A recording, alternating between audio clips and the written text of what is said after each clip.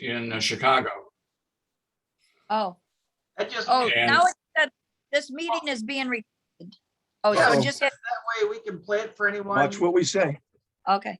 Be careful. Anything you say can and will be used against you. Yeah, And So I use that Wouldn't be photo the for a first lot of backgrounds whenever, from a work standpoint. Then I have another one that I have used that is in a really nice men's room with a whole bunch of really cool urinals in the background. I hope they're not being used. No, it doesn't look like the restroom has ever been used. Oh, okay. It's like an Architectural Digest kind of photo of things. So, it's like, okay, well, I'll use that. What was that? Oh, my God. somebody just rang me. Marty. Pennoni, Martin, how are you? Good. How are you? Very good. Good. Good. I gotta open up the, Hey, Jim. hey, said Marty. Hey. have a promotion. Dana, when you get a moment, will you make share screen available? Yeah, give me a minute here. Because I've got some oldies but goodies to show. Oh, awesome. I only get whoever's talking comes up. That's what happens. Okay. Yeah, Me you want gallery view, you're getting speaker view. Oh, And by the I way, don't, you guys I remember think it- Jim had a promotion that said, go to bed with Becky at night or something like that. Go to sleep with Becky at night. That was one of the promotions he had, kind of a double entendre. So Steve, you got what the, is it? move it. Steve, can you share now? I clicked it. Let me find out here, just a moment. I sent a text to Oh, Dave yeah. Hoppy, so I don't know, I didn't even think I should have made sure. I don't have him, I don't have his phone number, but I sent a Facebook message to him. Okay, cool, thank you. Have a happy day. Since we're at I remember 7:35, that. typical where we're always having fun, but thank you all. We have 8 of us so far for the WVIC Employee Reunion. We did this 11 years ago, and we had a bunch of us at the Coral Gables, and that was a lot of Yeah, fun, I couldn't make it. That was great. but it was I'm fun. glad you put this together. And we can do this anytime, but before we get started here, as like with Paul Harvey, Jeff, would you like to take over? Well, we couldn't have a Zoom meeting without a sponsor, so tonight's Zoom reunion is brought to you by Robbins Furniture of Owasso. Remember, it's worth the drive to Robbins of Owasso. Back to you, Dana.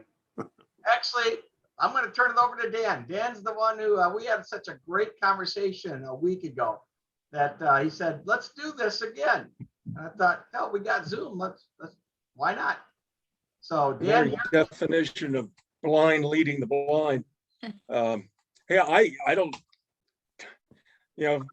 this is your game here, Dana. I don't know, you want to go around and everybody can talk about, what happened to them after they left VIC? I mean, we can do that. go ahead, Dan. You're on first. Yeah. No, I don't want to be first. Jeff, Well, you're on first. That's the nice part about being in control. I mean, you can pick the other person. Amen. Jeff, how about we start with you? Well, let's see, I left in 79 and I moved into television sales and I went over to the NBC station in Grand Rapids. It changed. It was always Wood TV, and then it was WOTV, owned by Time Life at the time. And I was there for about a year, but I really wanted to get back to the Detroit area. I grew up in Milford, and I've been gone doing Michigan State and working on the radio, whatever, for a number of years. And Katz American TV was their TV rep firm. So I got to know those folks at some station parties, and I got hired to go down there in October of '80. And I stayed for most of my career there, actually, until the beginning of 2016, and basically retired. But in the TV ad sales end of things with Katz, and we have obviously a big radio, but you never lose your radio interest. And all the campus radio folks have stayed together, and we've had a lot of events at Michigan State. But it's funny, I can forget why I entered a room, but I can still remember, some of our slogans and commercials. And here's really quick, WILS, I worked there for a few months. after college before VIC. Remember the old ad that Eric O for Seth would do for, what was the dance? See, what was the Camelot? No, the dance floor, the largest oak, Michigan's largest oak dance floor. You'll have fun with or without a That date. was a classic line. Dress is casual but neat. Anyway, that's it for me. Thank you. Steve, you're up. Who's up? Steve, that's you. Oh, me. I didn't hear what you said. I'm sorry, Yeah. Dan. Well, I certainly enjoyed my time at VIC. It actually started when I arrived on campus when John Kay used to do overnights. And Jim, you must have given him a promotion, or Mark Shepard did, or somebody, and they were going to let him work 10 to 2 or something of that nature. But the provision of him getting that deal, at least on the weekends, was that he had to find somebody to run the God Squad programs. And so I was just a unsuspecting freshman at WBRS in Brody Hall, and John had certainly done his time at Brody. And so he said, look, you know, there's an opportunity for you to be at VIC, run some God Squad programming, do some overnights. And I said, well, that's great, but I don't have a car. And so he arranged for me to get there on Sunday nights, or Saturday nights rather, Sunday morning, going into Sunday morning by, he would run in Negata DeVito or Alice's Restaurant or whatever it may be, whatever 17 or 18 minute cut he could find. And then he would get in his car, come over to Brody Hall and pick me up, and then hope to God that the railroad tracks were not going down on our way back to 2517 East Mount Hope, and also hope to God that the record didn't skip or fly off the turntable. And most of the times that worked. And so I started out, you know, in those early humble days of running God Squad, and Gino Aldaco, the Hora Latina, and all sorts of favorite things on Sunday morning. And then eventually was, you know, doing some shifts on the weekend. And then, as we know, I was able to really work full-time at VIC when I graduated and became music director, and worked at VIC until January of '78. And my reason for leaving was that I had an opportunity to go to Detroit to work on what was considered at the time the rebirth of Keener 13. And it was not the same original WKNR because it didn't have the budget nor all the other trappings, but I had to be on that frequency. It's just something I had to do. And I worked at WNIC and WWKR initially on the weekends, and then to a full-time job. And Jim, you will remember this very clearly. You were in Detroit one weekend, and you heard me on WNIC. And I hadn't told you or anybody that I was working in Detroit on the weekends. That was on my day off, and so that's when I did it. And Jim said to me when we were back at the station in Lansing, he goes, you know, you're going to have to make a decision. Are you with us or are you with them? And you're going to have to make that decision pretty quick. And so I called Paul Christie, and I said, he was the program director at NIC. And I said, look, I'm at a fork in the road here, and Detroit's my hometown, and I would really like to be able to work at WNIC. And I said, and if you don't make room for me, I think I'm going to be fired. And so I waited around an entire 8-hour day in the reception lobby of WNIC to meet with him about this. He had forgotten that he had an appointment with me.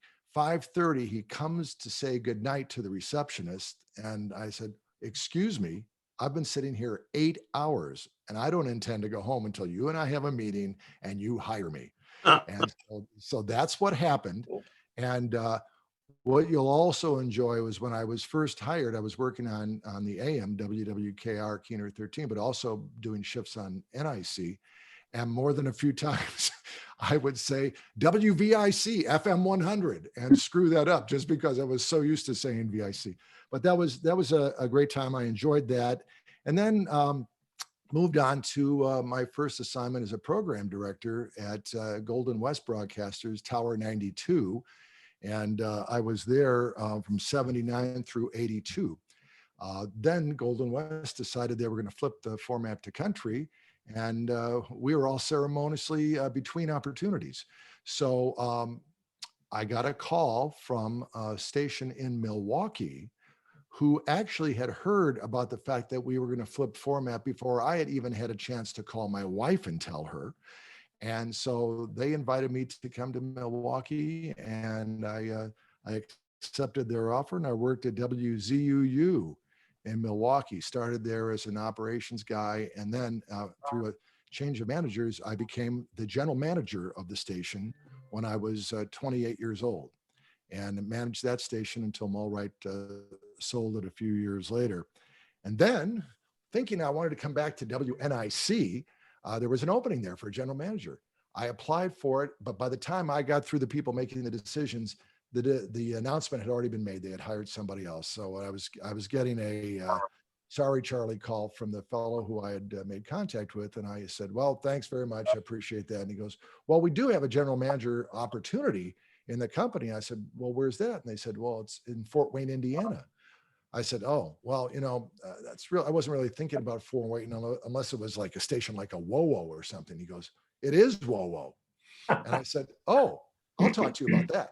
And so 10 days later, I became the general manager of VPGM at WOWO in Fort Wayne, and was there for 3 years. Really enjoyed that. And I must tell you, the quick aside on that is when I was leaving Fort Wayne to come back to Detroit to go into television at WJBK, the people at corporate said, look, we're looking around for new GM. Can you hang in there for a little bit until we sort this out and figure out who it's going to be?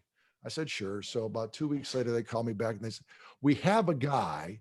And ironically enough, he's from Michigan, but will you hang around, at least give him some orientation? And I said, sure. Who did you hire? And they go, we hired Joe Buys. God, that's right.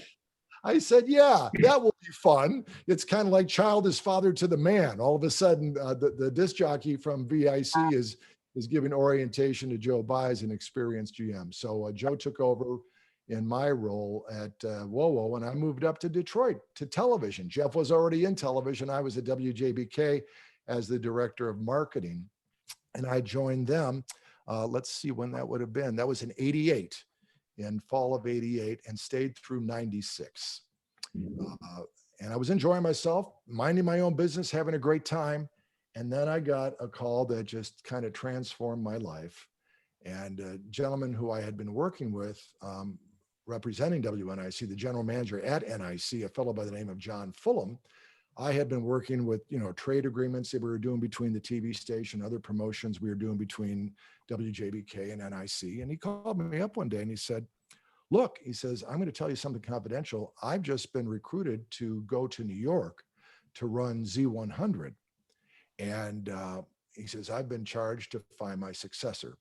And I'd like to know if you'd like to run WNIC and WKQI.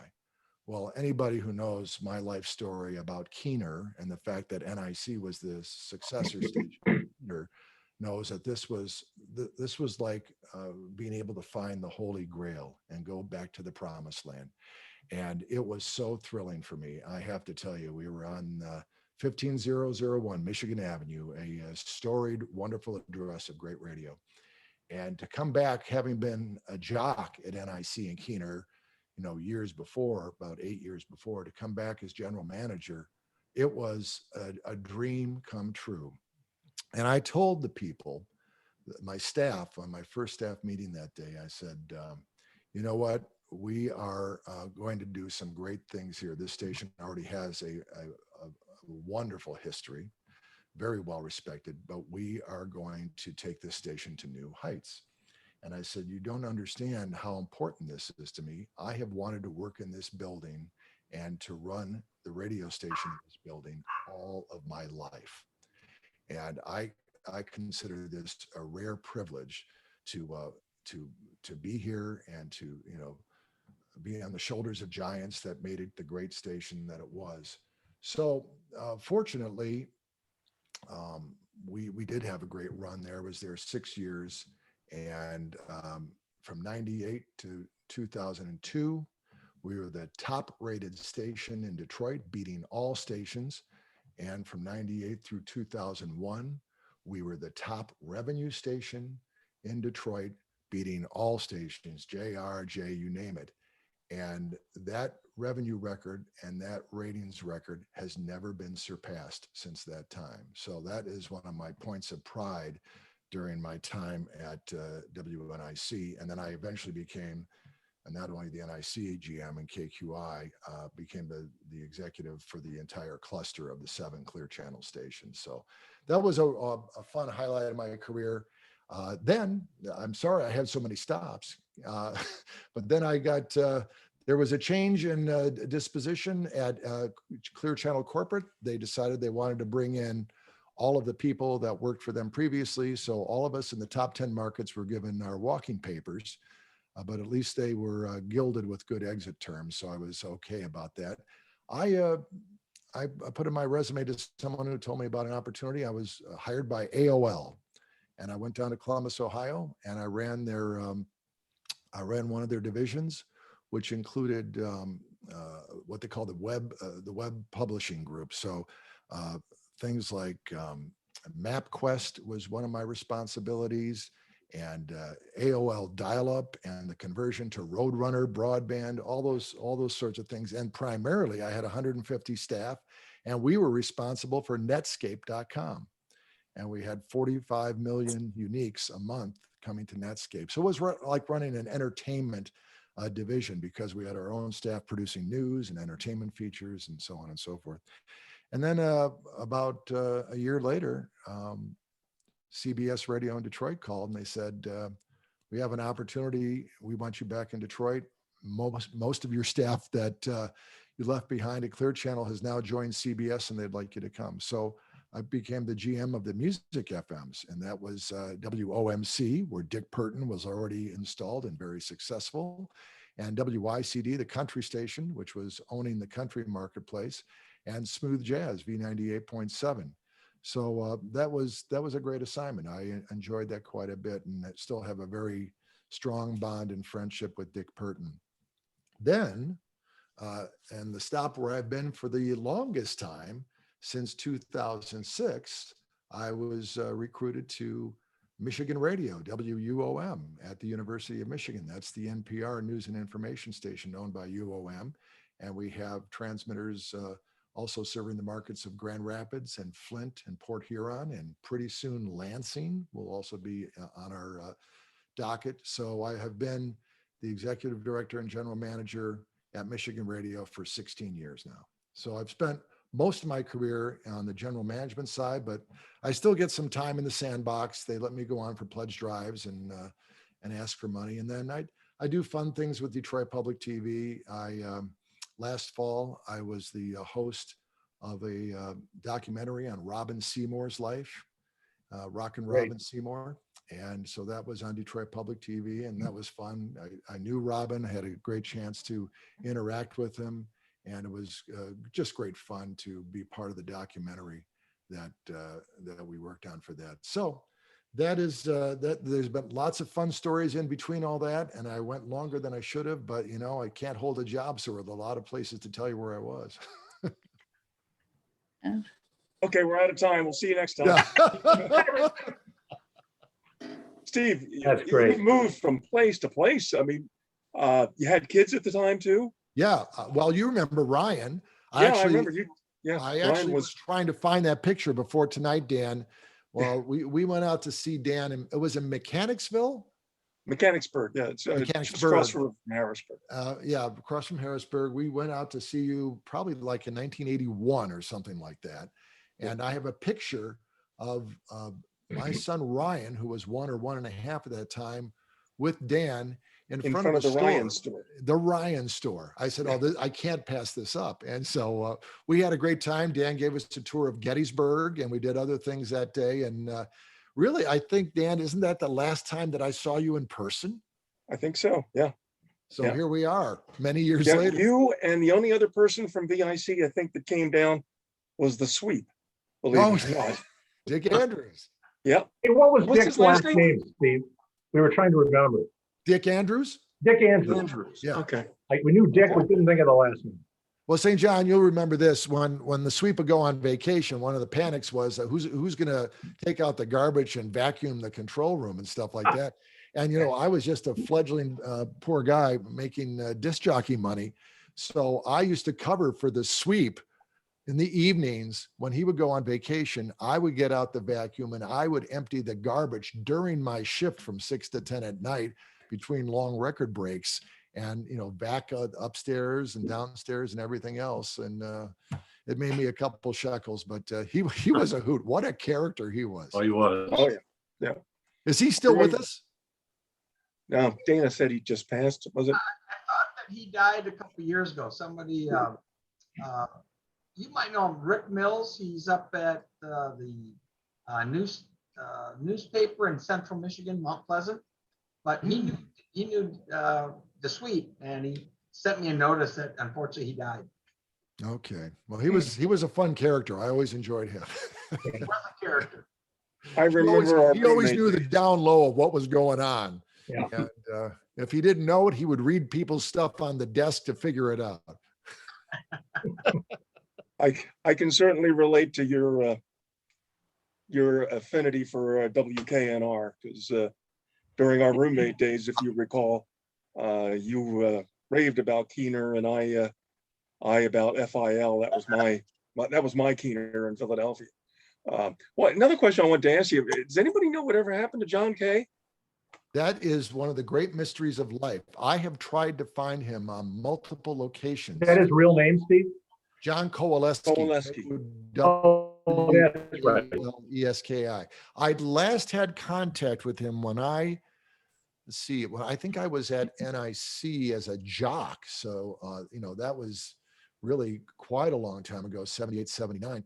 And because I thought, and Jim, you would probably agree with this, I thought he was a tremendous production talent. Oh, the best. And when you think about it, the kind he of was bare great. bones equipment we had and the sophistication of what he was able to do with a 2-track machine was unbelievable.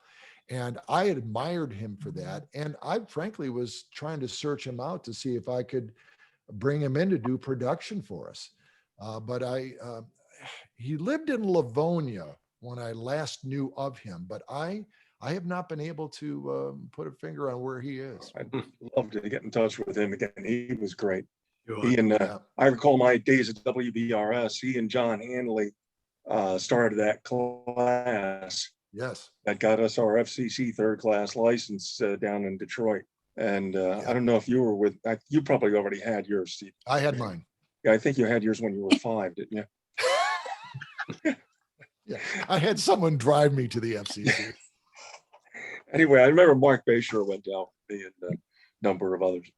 Okay, Don, you're up. Okay. Well, I left VIC the first time to open a production studio with Marty, and we did that. That would have been what, 81, I think. Are you asking me? Sure. Well, you're the only one named Marty. Yeah. So- 81. Perfect. Yeah. Yeah. Okay. And and that was about the time that Bob Goodrich had bought the station. And we were joking at the time that he had bought a Cadillac and ended up with a Ford because so many people left before the station actually closed. And I ended up going back in 82, summer of 82, under once they changed their format to the new 95 FM. Did mornings there for about 6 months and got fired for buying a radio station, which on the list of things to get fired for is pretty cool. So Marty and I bought a radio station in Northern Michigan, and we did that for about 10 years. And we did a lot of stuff. It was very hands-on. Marty did high school football.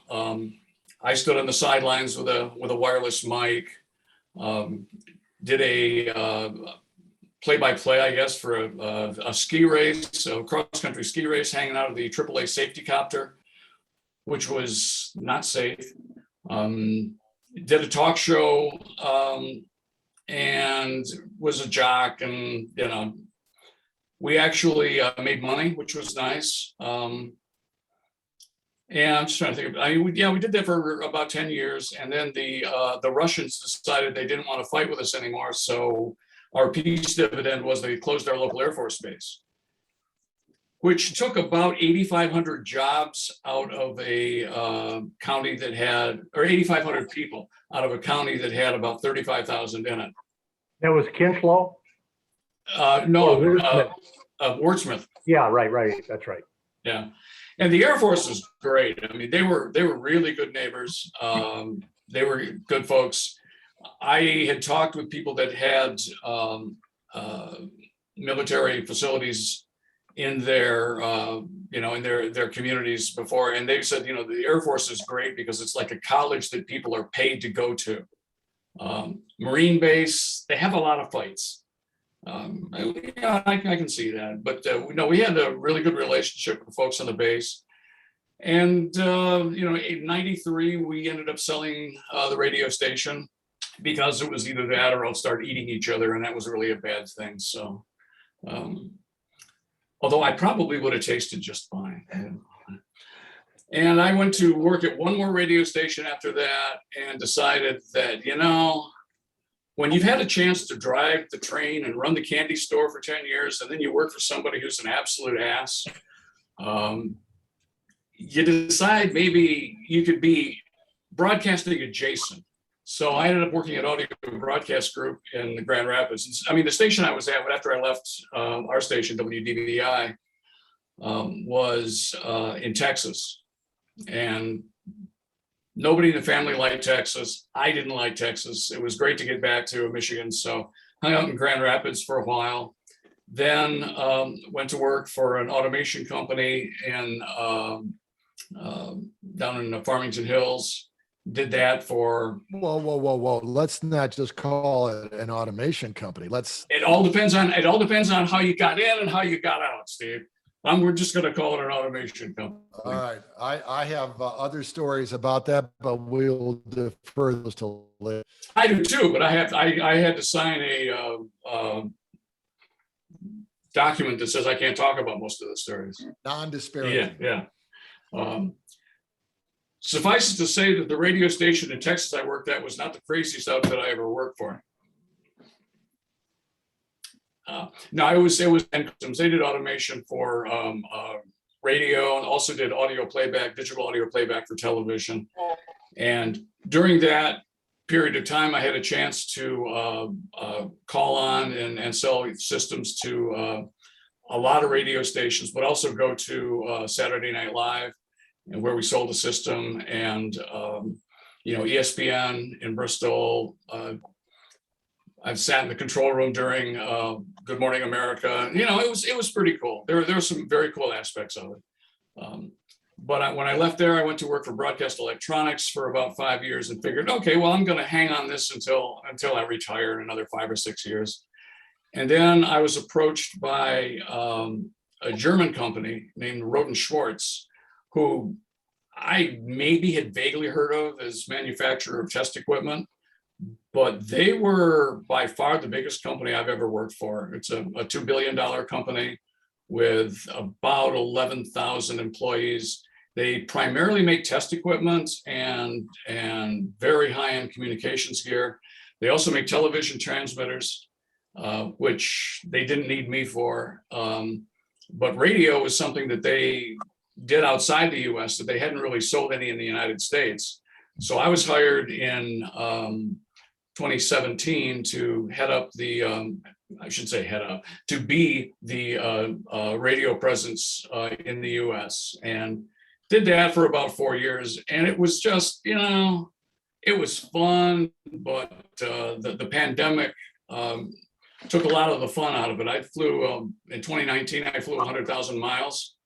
And in 2020, my last trip was in mid-March. And I was meeting with the director of engineering for Spanish Broadcasting Systems in Miami. And we couldn't decide whether we should shake hands, bump elbows, or just run like hell from each other, because it was just starting to hit the fan about that point in time. we picked the middle point and did the elbow thing. And after that, I don't think I traveled by plane again until May of this year and went to Burbank, where we all got together. The office I reported to is in Burbank, which reports to Columbia, Maryland, which reports to Munich, Germany. And I will say that, you know, working for the Germans is very interesting. They're all of the cliches are generally true on the good side, not true on the bad side. They're very fastidious. They're great engineers. They have a better sense of humor than one would think. And my favorite line was, I think in 2018, I was over there for a global sales meeting. And one of the Germans on the bus goes, "So I see you are experimenting with nationalism and populism," you know, talking about our, you know, recently elected president. And I go, "Yeah." He goes, "We have experience in that. It has not turned out well for us." Okay, well, that's a good point, you know. I also watched the show. Last time I was over there, I watched the show that was on one of their arts networks or something like that. And it was a talk show. And they're talking with somebody who was a musical performer from the early 1930s, or excuse me, that was doing music from the early 1930s. And the guy says, "You know, it was a wonderland. It was a marvelous place to be, you know, before the unpleasantness." Okay, so, you know, everybody has a blind spot, and apparently the unpleasantness. It's like, okay, well, but anyhow, so I retired from Roden and Schwartz. I figured I was going to do it around the end of our fiscal year anyhow, which was the end of June, and we worked out an arrangement that was very, very nice on their part. So I left, you know, a couple of weeks early and got paid for a few months past, and it's like, cool. So, you know, happy circumstance, good folks. You're still in? But I am glad to be out of radio, to be honest with you. This is not the industry that we were in. It's not, even the people that are having fun aren't having as much fun as we did, I don't think. It's a different kind of fun when somebody's in charge of, you know, from the engineering side, when somebody's running, you know, 7 or 8 radio stations and then calling on another 10 or 15 client stations in order to make enough money to survive. It's just nowhere near as much fun. You're still in Grand Rapids now, right, Don? Yep, absolutely. And it's a great city. I mean, you know, we're very happy to be here. We've got our 2 kids live in the Grand Rapids area, and we got 5 grandkids, and you know, it's fun. We haven't really gotten into anybody's personal life here, but Jim St. John, you're up. The moment we've all been waiting for. Yeah. It's been an adventure in itself. But first, before I start, without John Hanley and Steve and Westerman, West and Dan Caruso, I had no idea of being a program director what the hell I was doing, and I'll be the first to admit that. But with those folks around me, I couldn't really screw up too much. I mean, in other words, I don't know whether they know it or not, but they had my back. So I want to thank you guys from the bottom of my heart for the stuff you had to put up with me, incidentally, and you made me a better person. Because when I left there, I was a different individual entirely.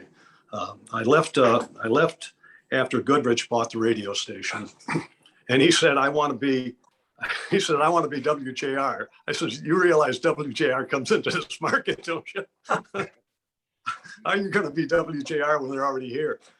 So I lasted not too long. I went down to the Meridian Mall and I bought Johnny Paycheck's record, Take This Job and Shove It. That was the last record I ever played on radio. And I walked away. I didn't say anything, didn't say, you know, they were worried to death as to what I was going to do and say. I just played the record and walked out of the studio and never looked back. And then WFMK come knocking on my door. And I said, you know what? I said, I want to take 90 days off before I go back into radio. And they said, fine. And then the 90 days I went into the guy that kept WVIC alive. Harry Money, who ran the Duran Dirties. Without his payments every month, we couldn't have made payroll at all. So I ran into him on a golf course, and we hit it off. And he said, "Why don't you come and help me out?" I said, "I don't know anything about the porno business. What the hell are you talking about? I'm a radio disc jockey." Obviously, I knew and understood you don't have to know much about the porno business to be in the porno business. But anyway, I went to work for him. I don't know if you guys ever realize this, but I do have a first-class engineer's license. So they were having some trouble with their equipment.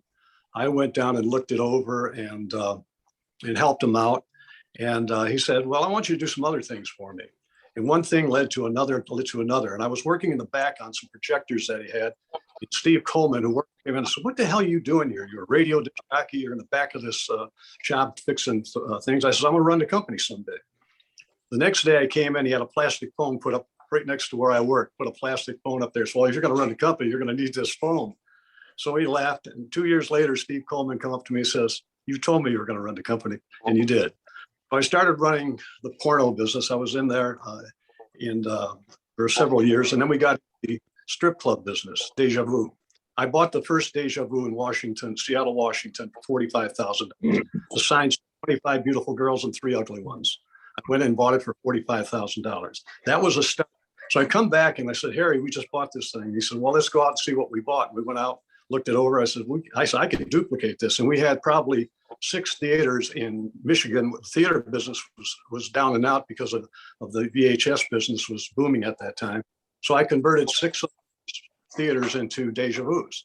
So within the first 18 months, we had 8 Deja Vus. And that's what started it. When I left the company, we had 80 Deja Vus over the years. I then became involved with all the clubs in the United States, the Association of Club Executives, which I became president of. I'm still one of the directors for life. That was so in other words, I still deal with all the people in the industry, and I'm still working. So anyway, I do that. I work now. I retired when I was 70 from Deja Vu. I took 2 years off. I went back to work for Steve Cooper out of Memphis, Tennessee. Good friend of mine, helped him out. And then Spearmint Rhino, which is the #1 brand in the strip club business to this day, called me and said, "Jim, come help me out." And that was 7 years ago. And I'm one of the executives of that company.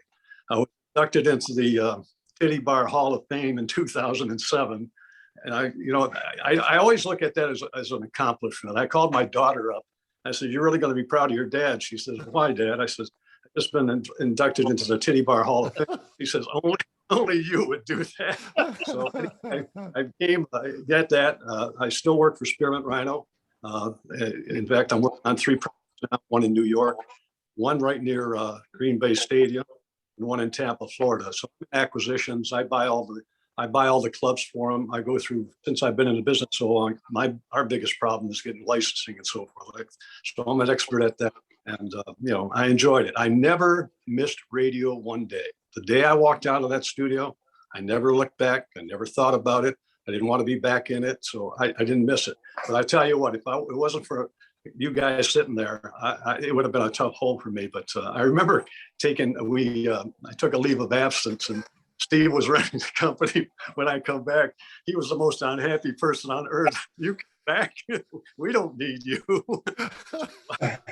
Well, you just took off. We didn't know where the hell you were. Well, I told Joe Baez knew about it, but Yeah. nobody else did. We said, "Is he coming back? What's the story?" Yeah, I told Joe. I said, well, I didn't know if I didn't know if I was coming back, but I said, "Can I have a leave of absence?" My wife, Linda, we've been married for 42 years now. She still works at the university, at the hospital at the university. And, we're doing well. I have 7 grandkids. Wow. All the kids are, most important thing in life, and I'm sure your fathers know it. The most important thing in life is what are your children all about? And I have the greatest kids in the world. All turned out great, have great opportunity. I mean, they're great jobs, and they work hard and so forth. And that makes you proud. That really does it well. So, when I look back at it, I think, wherever I went, if you have a brief second, I'll tell you a story that led me to where I went. I was working at a station, KSK in California, or in Hammond, California. I used to pass the station KSK every day on my way back to where I lived in Alhambra. And I loved that station, the 1510 music, man, it was like you and Keener. Yeah. So anyway, I loved it. So I called the guy one Saturday, no cell phones, nothing, dial up phone. I called him on a Saturday. I said, can I talk to the program director? He said, no, he's not here. I'm Rick Armstrong. I'm the general manager. He says, what can I do for you? I said, I'd like to work for you. He says, what makes you think you can work for me? I said, I'm better than anybody you have. I don't know if you are or not, but come in on Saturday. So I drive down there on Saturday. He was a slick guy. So I walk in, he says, you're better than anybody I have. I said, yeah. He says, go on the air. Right then and there. I walk into the building and he puts me on the air. So That's great. on the air, how formats are, turntables are and so forth. So I go on for 2 hours to come off. You say, you're pretty good. So give your people 2 weeks notice and start in 2 weeks the 10 to 2 shift. So anyway, I go to work there. The first day I go to work, I'm doing the 10, I get off and I'm walking past Rick Armstrong's office. Hey, Jim, come in here. Sit down. He says, where are you going to work next? I thought, what the heck? I've been on the air for 4 hours. You're firing me? He says, no, he taught me the most important lesson I've ever learned in my life. He says, no, I'm not firing you. But if you don't have a goal, you can't get there. Where do you want to go next? I said, KFXM in San Bernardino. He says, you have to have a goal in life. And if you don't have a goal, what the hell are you doing? You're spinning wheels. That was the most important thing anybody has ever taught me, because every job at that point forward, I went there with a goal. I went there to run Harry's operation. When I went to got into the porn industry, I went into to run that organization. And I always achieve those goals. You have to put a goal out there that you can. It's reasonable. You can't. There's some days you're never going to be. But anyway, that was Rick Armstrong. I'll never forget him. I'm grateful to him, and that's my story, and I'm sticking to it. That is so awesome, Jim. I mean, I've only known the peripheral version of your career from a distance, and I have to tell you, it's most impressive, and the fact that you have been able to continue to grow it, even into these current years of your life, is just so amazing. So congratulations on that. And as part of your crew at VIC at the time, you know what? VIC was such a formative experience. It was such a great place. The chemistry that we had there with all the different personalities that came in and out through the course of that time, really, we punched above our weight, and we really were a station that was certainly successful. I mean, it's funny. I've got all this stuff with me. Here's the WVIC rate card number 9 right now. Wow. I wanted you to know that if you wanted to buy a weekly ROS plan, if you bought 30 spots a week, you could get it. You could get 30-second spots for $5.80 in 1973. We had to play a lot of spots to make a living, didn't we? I want to say something quickly. Dan Caruso was the rock.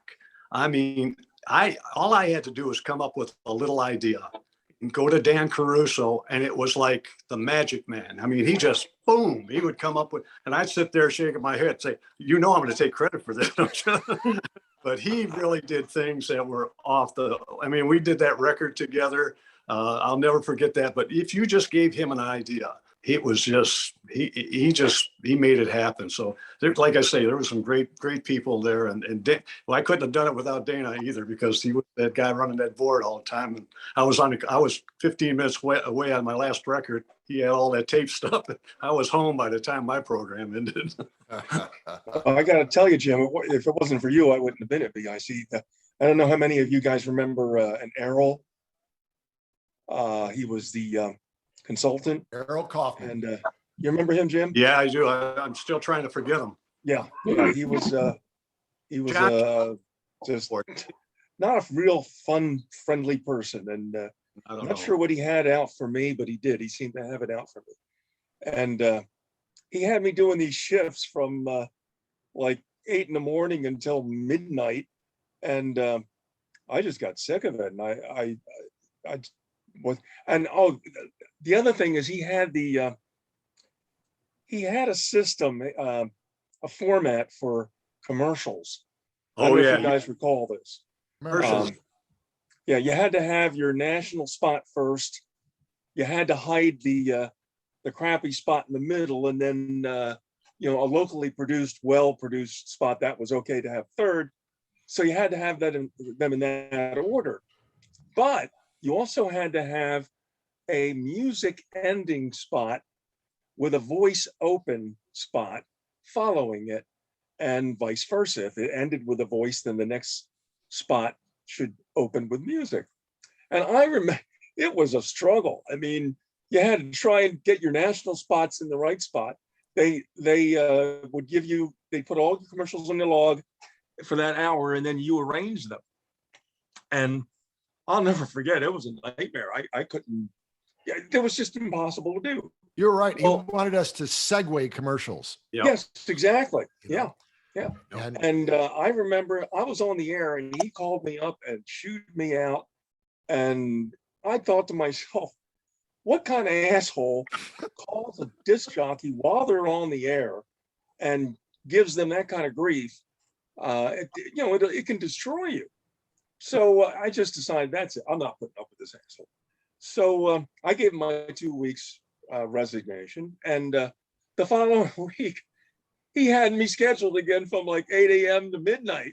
Because, I was running, first I had a shift, then I was running the football game on Saturday, and then another shift in the evening. And Steve, I don't know if you remember, you might have been in the studio when I saw that. He had that time sheet. He had the schedule on the wall. And I looked at that and I said, hell no, I ain't doing this. I already quit because of this.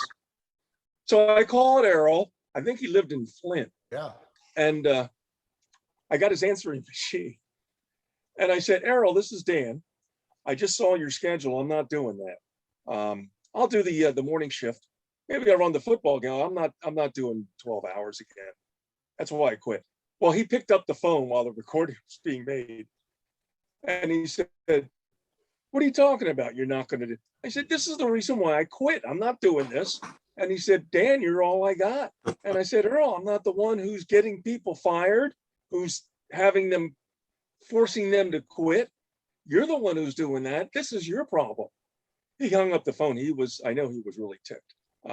And then I recall afterwards, trying to remember what concert it was, whether it was Frampton and Seeger, but I cut a commercial for the concert from a local production.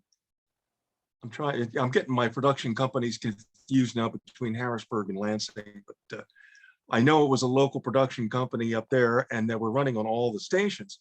And Earl did not want that spot run because he just hated me now, and he couldn't ban it because the company said no, that spot's got to run. And I got a call from you, Jim. I don't know when it was, about 6 months later, and you asked me if I wanted to come in and work. And I said, I'm not going to be able to do that with Errol. And you said, Errol's no longer with us. And I said, what time do you want me in there? And from that point on, I think I worked full time at VIC, but I'll never forget that. And what year would that be, Dan? What was the time frame? Well, I'm thinking 78, was it? I don't know. What do you think, Steve? yeah, I think that is correct. And I mean, I have Errol's story too. I have never been. I know when he wanted to, transition the music and transition his system, he asked me to help him, and I was awake and up and at the station for 36 continuous hours. We had to relabel everything and blah, blah, blah, blah, blah. I have never been awake and working for 36 hours continuously in my life and not sleeping. And I was just like drunk, dumb, stupid when I had to go home. I slept for 18 hours after that 36-hour nonstop. I do remember he introduced the Superstar jingles, the Jesus Christ Superstar jingles. Remember? Ba, ba, ba, VIC. So we had those. That was his, brainchild. And then Dan correctly remembered the commercial segues, which was an interesting idea, but it was hellish to execute. I do remember that very well. The only other thing I can recall about him specifically is he didn't find much favor when he would go out and do hops. You know, he wasn't a endearing personality to high schools or middle schools. And as I recall, and I think this was out in Portland, he had jocked a dance there on his own and brought his own gear and whatever. And I forget what it is he said or what he did, but do you remember this? Go ahead, tell the rest. It was nose to toes. He was he was describing having fun nose to toes.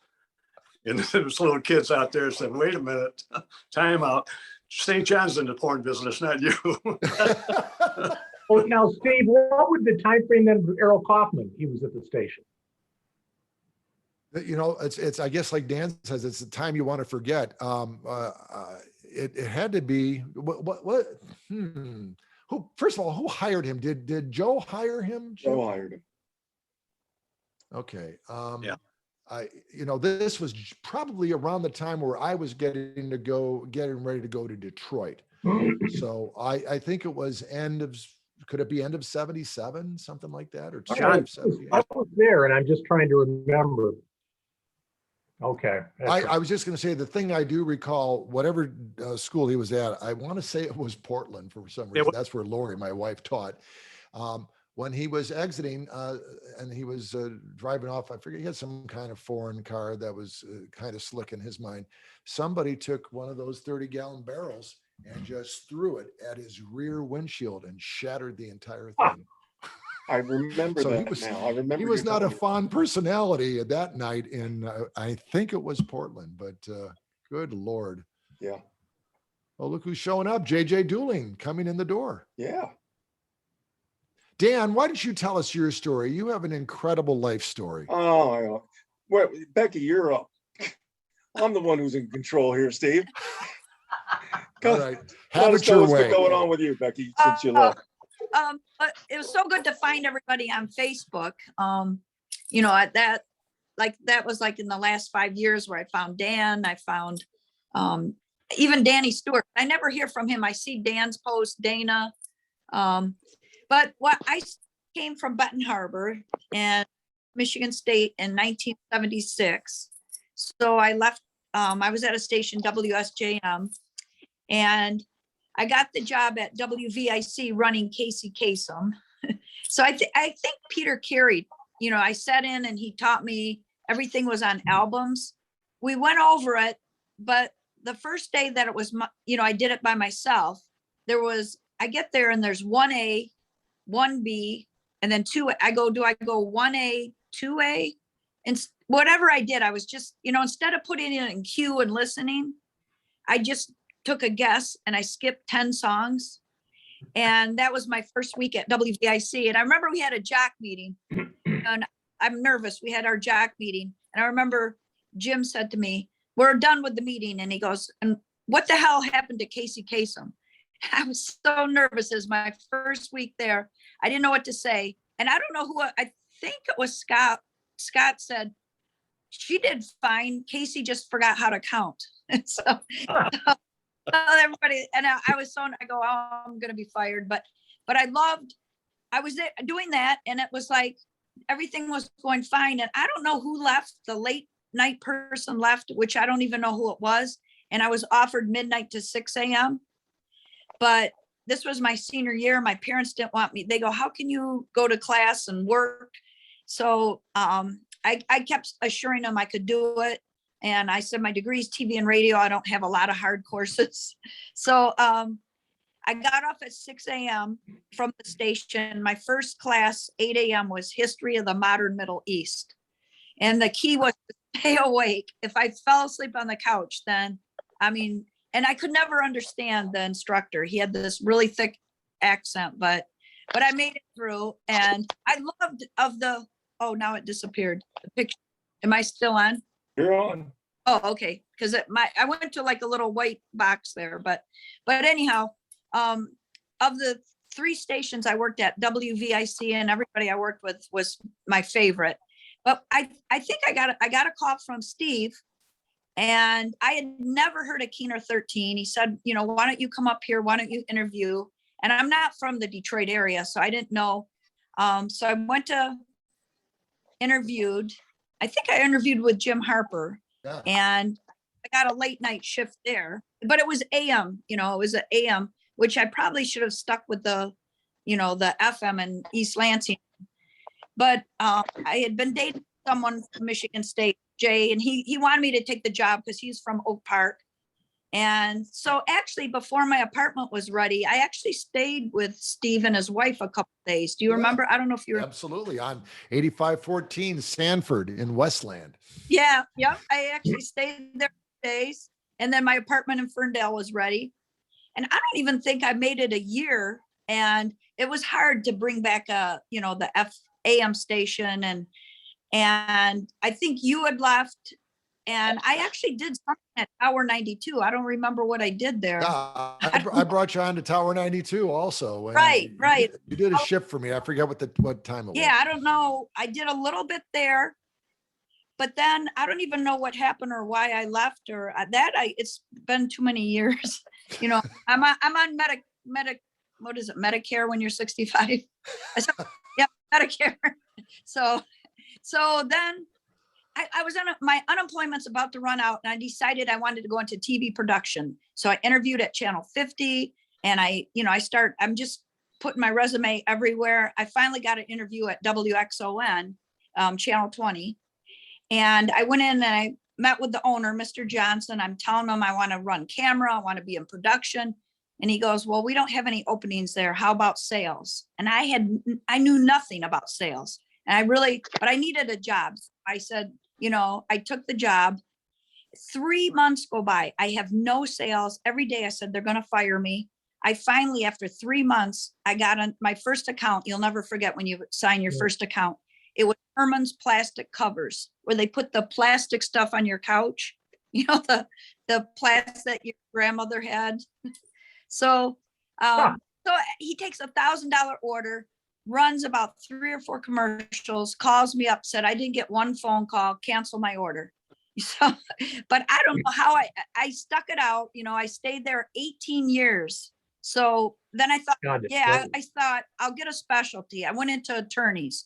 I got Sam Bernstein, Larry Korn, Lee Steinberg. I started going after all the attorneys and built up a niche, stayed there. I ended up getting married in 81 to my husband. We're still married, Jay Levine. It's been 40 years now. We have 2 daughters, but how we met was he was in the same degree, but he went into pharmaceuticals. So he never, he ended up working he owned his wholesale company, but I retired in 1998. So when I started at Channel 20, it was so hard because we would sign off. I don't know if you remember on TV, we would sign off at midnight and then it would be on TV. So everybody would say, I can't advertise on 20, you're on TV, which was subscription. But it was a hard sell. I stuck it out those 18 years. And then that's when I decided I retired in 1998. And basically we have 2 houses. We live in Florida, a city called Parkland, Florida. I'm there 6 months of the year. We have to be there 6 months in a day. And then we come back summers to West Bloomfield. So, but that's where I've been living here now since then. And the one thing that I talked quite a bit to Bob Berry. It's too bad that he couldn't join us, but every year he brings up and reminds me of the anniversary of 1978 at VIC. When I'm sitting there, it's like there was no warning. We don't have Doppler. I'm sitting there and I noticed it's snowing a lot, and it's snowing. I have my roommate's car. I look out the window and all of a sudden I can't see the car anymore. I'm looking and Okay, I gotta stop you, Becky. I gotta ask you a question here. Okay. Bob reminds you of that every year? Yes, because I see your posts every year. Every year you remind me on Facebook how the big storm of 78, right. the blizzard of 78, and Because Dan Caruso did not come in to do his shift because he couldn't get in, and Bob Berry saved you because he came in with his snowshoes. I think he said he had. Nobody could get out, and I don't know how. Oh, I know. Yeah, But to hear that every year, and and be reminded of it that, I couldn't get there every year. I was sick And, to my stomach because you don't play commercials. I didn't know how to play. I had this, and all the phone is lighting up. Everybody's giving the code snowball that their school system's closed. And nobody told me any of this stuff. I had no idea what I was doing. That must have been a nightmare I because was on from, the morning shift was pretty tough as it was. I mean, it was pretty quick, no idea. but Yeah. I when was, you had school closings to deal with, yeah, I know it was. oh my God, from midnight probably till he didn't get there till 2 or 3 the next day in the afternoon. And I remember saying, I'm glad this is radio because I haven't brushed my teeth in 24 hours. Somebody, a neighbor came and knocked on the door, brought me some chili, but we were living on the candy machine there, that candy bars I was there for like days or, before I think the police ended up taking me home. So, but all my roommates are calling me. They're all drunk and having parties, and I'm stuck at the station. But I love working there with everybody there, everybody at WVIC. So that was my favorite of 3 stations. So let's hear Dan's story. No. It's Marty Pennoni's time.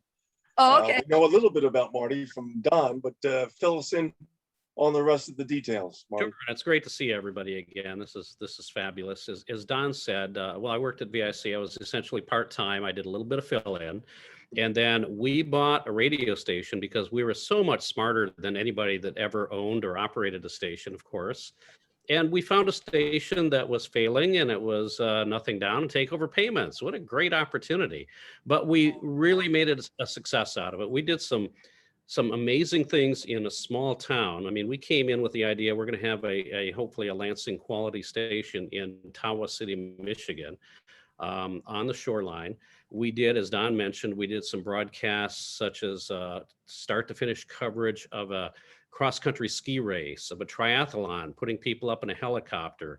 We did high school football. And one of my favorite stories is I lived in Lansing, went to Lansing Sexton, and the guy that owned the, it's called the Suds and Pizza Joint, was former coach at one of our rivals, Jackson High School. So he became the color commentator, and I was doing play-by-play. And then at the pregame once, I said, we have a new feature now. Let's go upstairs to Don Backus and the WDBI traffic copter. So Don is talking about this big backup on US 23. And then he goes, let me look out for, and see what's going on. And he falls out of the helicopter. It was all a recorded bit. It was pretty funny, but the color commentator thought it was real and he went into a panic, and it's like, okay, let's go to a commercial.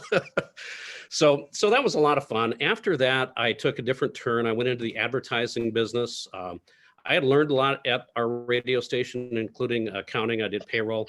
So I went into the advertising business in an agency in Lansing, and I learned their accounting system. And then I started going around the country and doing consulting with other ad agencies, branding firms, marketing firms, setting up their accounting system, teaching them accounting.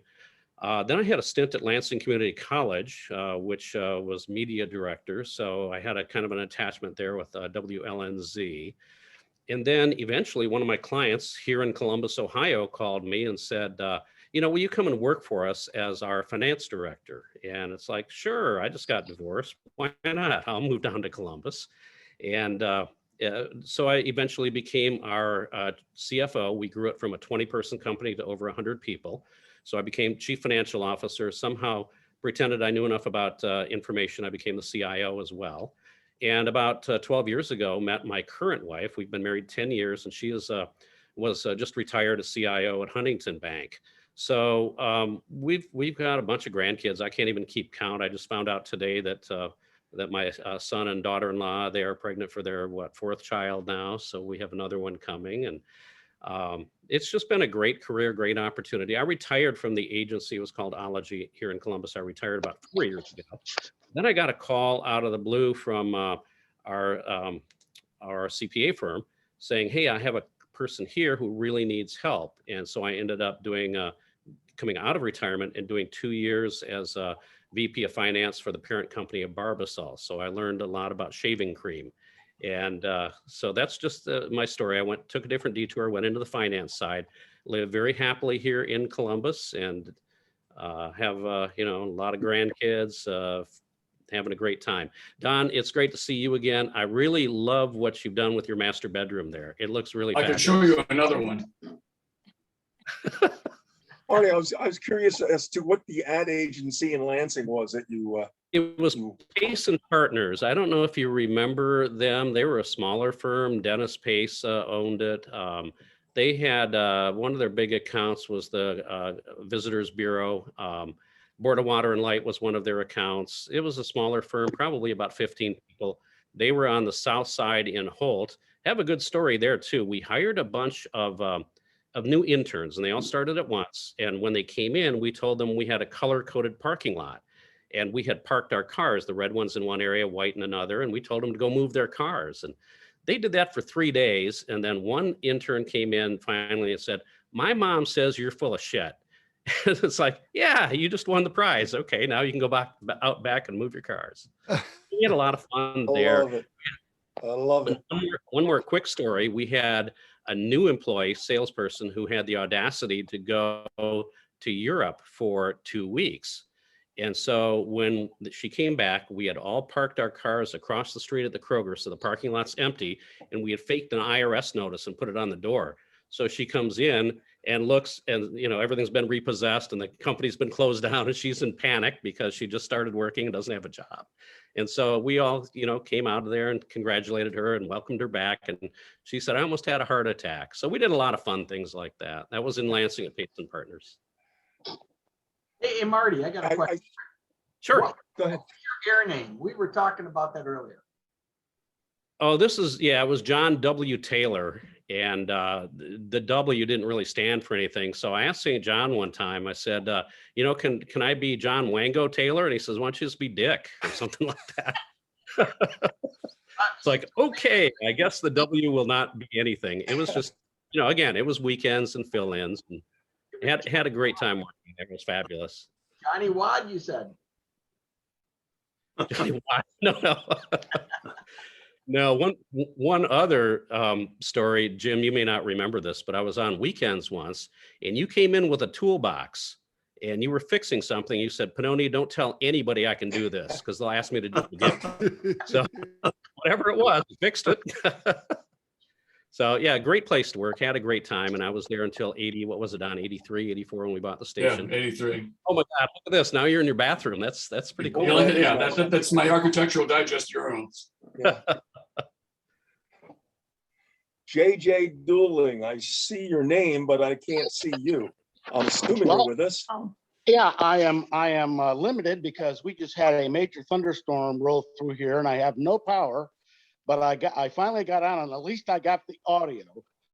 And every once in a while I see a little bit of a picture. I see St. John there and a couple other folks. So I'm halfway here.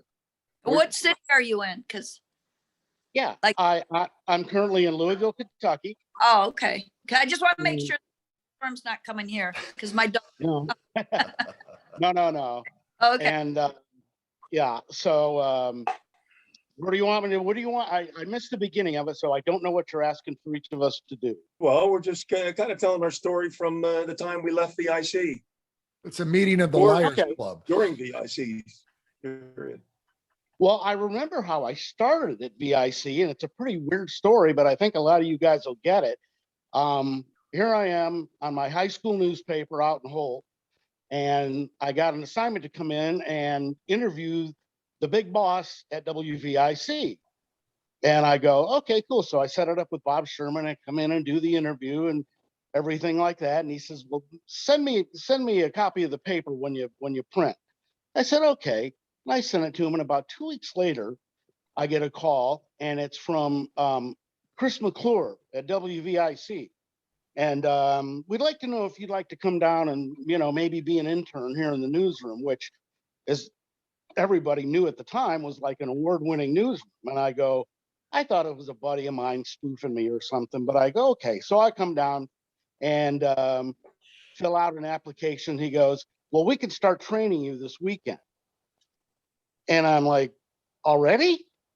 I said, I worked a little on my high school radio station, but I'm a kind of a journalism guy. And I said, I don't understand why I'll take it, but I don't know why. And he goes, because kid, Bob Sherman likes you. And if Bob Sherman liked you, you're in. Don't argue. So that's how I started. And I ended up graduating to the God Squad and Casey Kasem.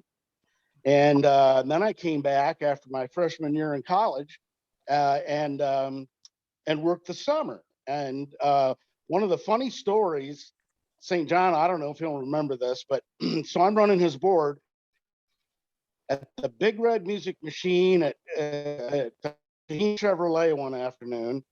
And I'd been sitting in and watching over Bob Berry's shoulder, how he ran the board and everything. So here I am with the jingles and everything. And I don't know, it was Rock and Share or something. And I laid the drum under the jingle or whatever. And Jim gets on and he goes, Jimmy, where did you learn that? He said, you've been hanging around Bob Berry. And I said, yeah, I sure have, man. And it's kind of a production technique that I carried forward until the last time I played a record or a station I programmed, which has been a bunch of them, was to have that, that tight, hot VIC, CKLW, burn the house down, forward momentum kind of a radio station. And so eventually I ended up, I'll make this Reader's Digest version. I ended up overnights at WGRD and ended up at eventually an afternoon drive. And then I wanted to be a PD. So I got hired by E. Alvin Davis to go down and do a startup, 104 in South Bend, Indiana. And it was a, weak wimpy AC number 9 in the market or whatever. And we got a rock CHR on and went from like 9th to 2nd in one book. And the curious part is that our biggest rival, U93, owned by the University of Notre Dame, and their consultant was Ron White, who was my PD at GRD. And so we went in the first book and took about a third of their audience away right out of the chute. And after that, I got a chance to come back up to GR, and I put WSNX on the air when Bob Goodrich owned it. And then let me see, I then graduated to different stops. West Palm Beach, did an oldie station there. Nashville did an adult hits. Orlando did an oldie startup. And then I came up here to Louisville to do an adult hit startup and program our classic rock station, QMF. So I've done almost everything I've done has been a startup or a turnaround. And they've all been, thank God, I hired great people, so we were successful.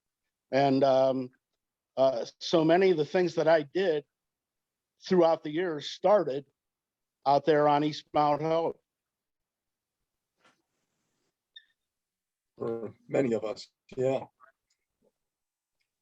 Dana West. Oh my God. Like most of you, I started in 77 with God Squad in the morning. And Jeff, was it you or Steve that brought it up? It was Gino Aldaco, La Hora Latina, but also the Reverend B.R. Mathena. Yes, gospel song time. Oh, yeah. The Mighty Clouds of Joy.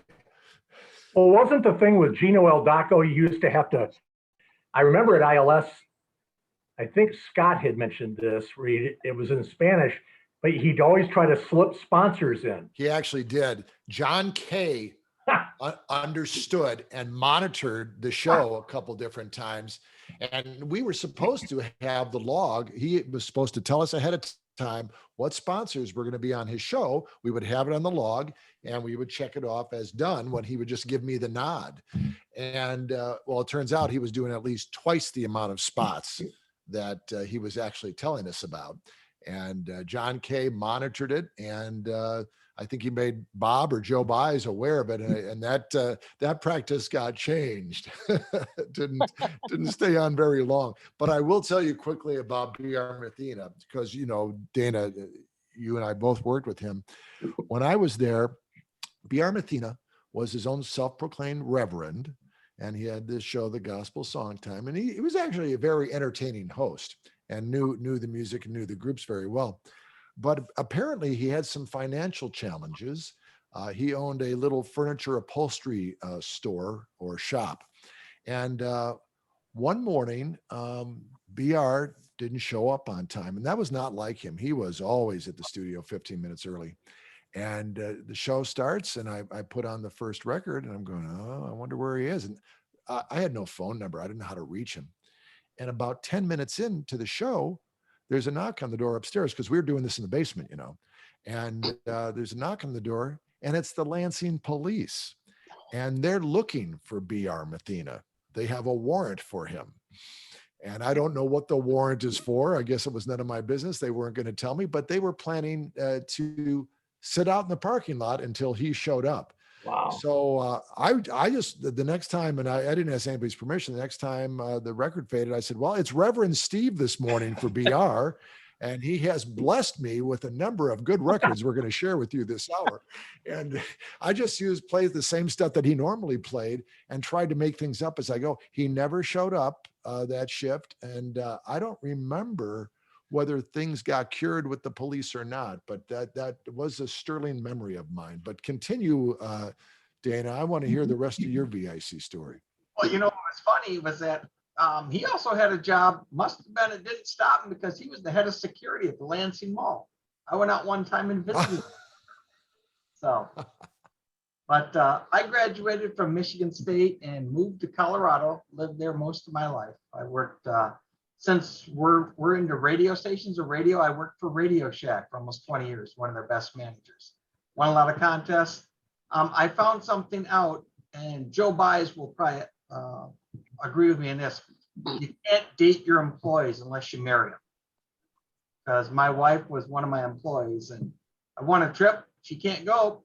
You're not married. So, okay. So we did a quickie and got married. So we did good. My wife, unfortunately, just about 12 years ago, I lost her. She died of lupus. She had a massive stroke followed by a heart attack in a span of 28 hours. So all you guys that are married or with spouses, tell them you love them, because in a blink of an eye, things can change. So after Radio Shack, I got sick and tired of working. They said 60 hours a week. And we know this, it was more like 74 for me. And my old boss at Radio Shack went to work for the phone company. When they broke up Ma Bell, it was the one called US West, which became Quest Communications. He says, Dana, come work for us. 40 hours a week, you get paid overtime. There's no nights, no weekends, no inventories, and better insurance. Who do I talk to? So I worked for them for quite a while. And then my wife died after they closed our call center on a Wednesday. On Friday, or I started the next day on the small business side, but on Friday morning, my wife had a stroke, and that was the end of it for her. And it just takes the kicks in the gut. I'll tell you that. It made it, I just didn't have the heart to go on, but I did. And then finally, you guys are doing buyouts, I'll take a buyout. I just didn't have the, so I did some other stuff, and I was a data analyst for workers' comp form. And then a couple of years ago, my mom and dad are getting old. I thought, you know what? Let's spend some time with them while they're alive. So I moved back here 6 years ago and had fun. Lost my mom 2 years ago. I lost my dad 7, 8 months ago. So in the meantime, and Jeff, you know this, here we go back, triple berry pie. I like to cook. So currently right Hey, now. Dan, can I- Yeah. No, I'm sorry. Go ahead. I didn't interrupt. Go ahead. Right now, I do website analytics, and want you guys to know, I was talking to Jeff about this earlier. We're on AT&T fixed wireless. I live out in the country.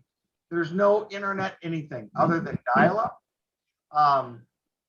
DSL through the phone line. Nah, you're lucky, son. You have dial-up. No, use cable. We don't have cable out here, so I'm using AT&T wireless.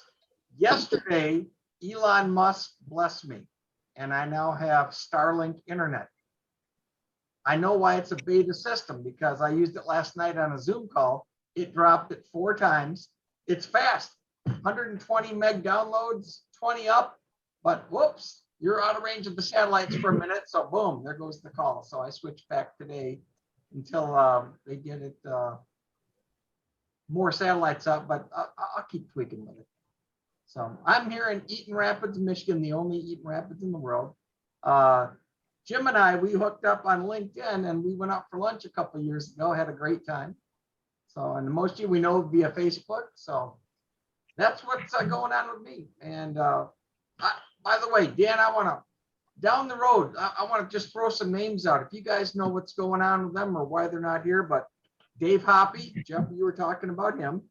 Scott Westerman. I got a message. Go ahead. Oh, I was just going to say, I heard back from Dave. Okay. I Facebook messaged him and he's at a dinner. He's a financial planner guy over in Battle Creek, has for years. But he said to say hi to everybody. He said, have a happy day, everybody. And then I know Peter Carey just FaceTimed me there. He's going to try to hop on here in a minute. Oh, good. And I got a text from Westerman. He's on with a publisher Zoom tonight. I think he does author interviews and that type of thing. So I think he's tied up with that. He said he would join us. And I said, well, no danger. We're long in the wind here. So we'll let you join us in progress. But that's his intention as well, because I assumed that he had planned to be here. Okay. Hey, Dan, do you mind if I hop back Sure. in for a minute? Because after being the first guy, I think I was a little short-winded here, and I wanted to just. No problem. Yeah. It sounded kind of boring with the TV ad sales career, but the time at VIC, I had been at graduated from MSU in '75, worked at ILS. I want to say 5 or maybe 6 months, and came over. Jim hired me. I came over to VIC in early '76, did middays. And that's when I came up with the idea of and Dana West saved one of the famous diplomas, the College of Trivial Knowledge. And I figured it was middays, so we didn't have all the teeny boppers calling in. And I said, let's do something different. Let's have people call and try to challenge me. Because everybody would throw a question out. Hey, who played so-and-so?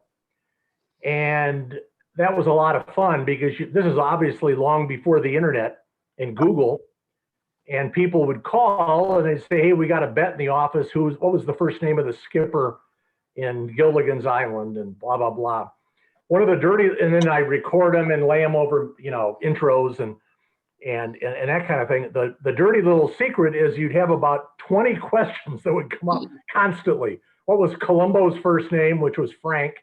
What was the skipper's name on Gilligan's? Jonas Grumby. And on and on and on. But it was a lot of fun, and it was kind of an engagement thing. People would, back before we talked about web analytics and sticky websites and engagement stuff. But I had a blast doing that, and went back to grad school, and Jim was great. I was able to do from morning to afternoon drive, whatever they had. But one thing that was, I know, a part of my life and a lot of ours was doing record hops. Because we could do all that we wanted, and that's frankly where we made the best money.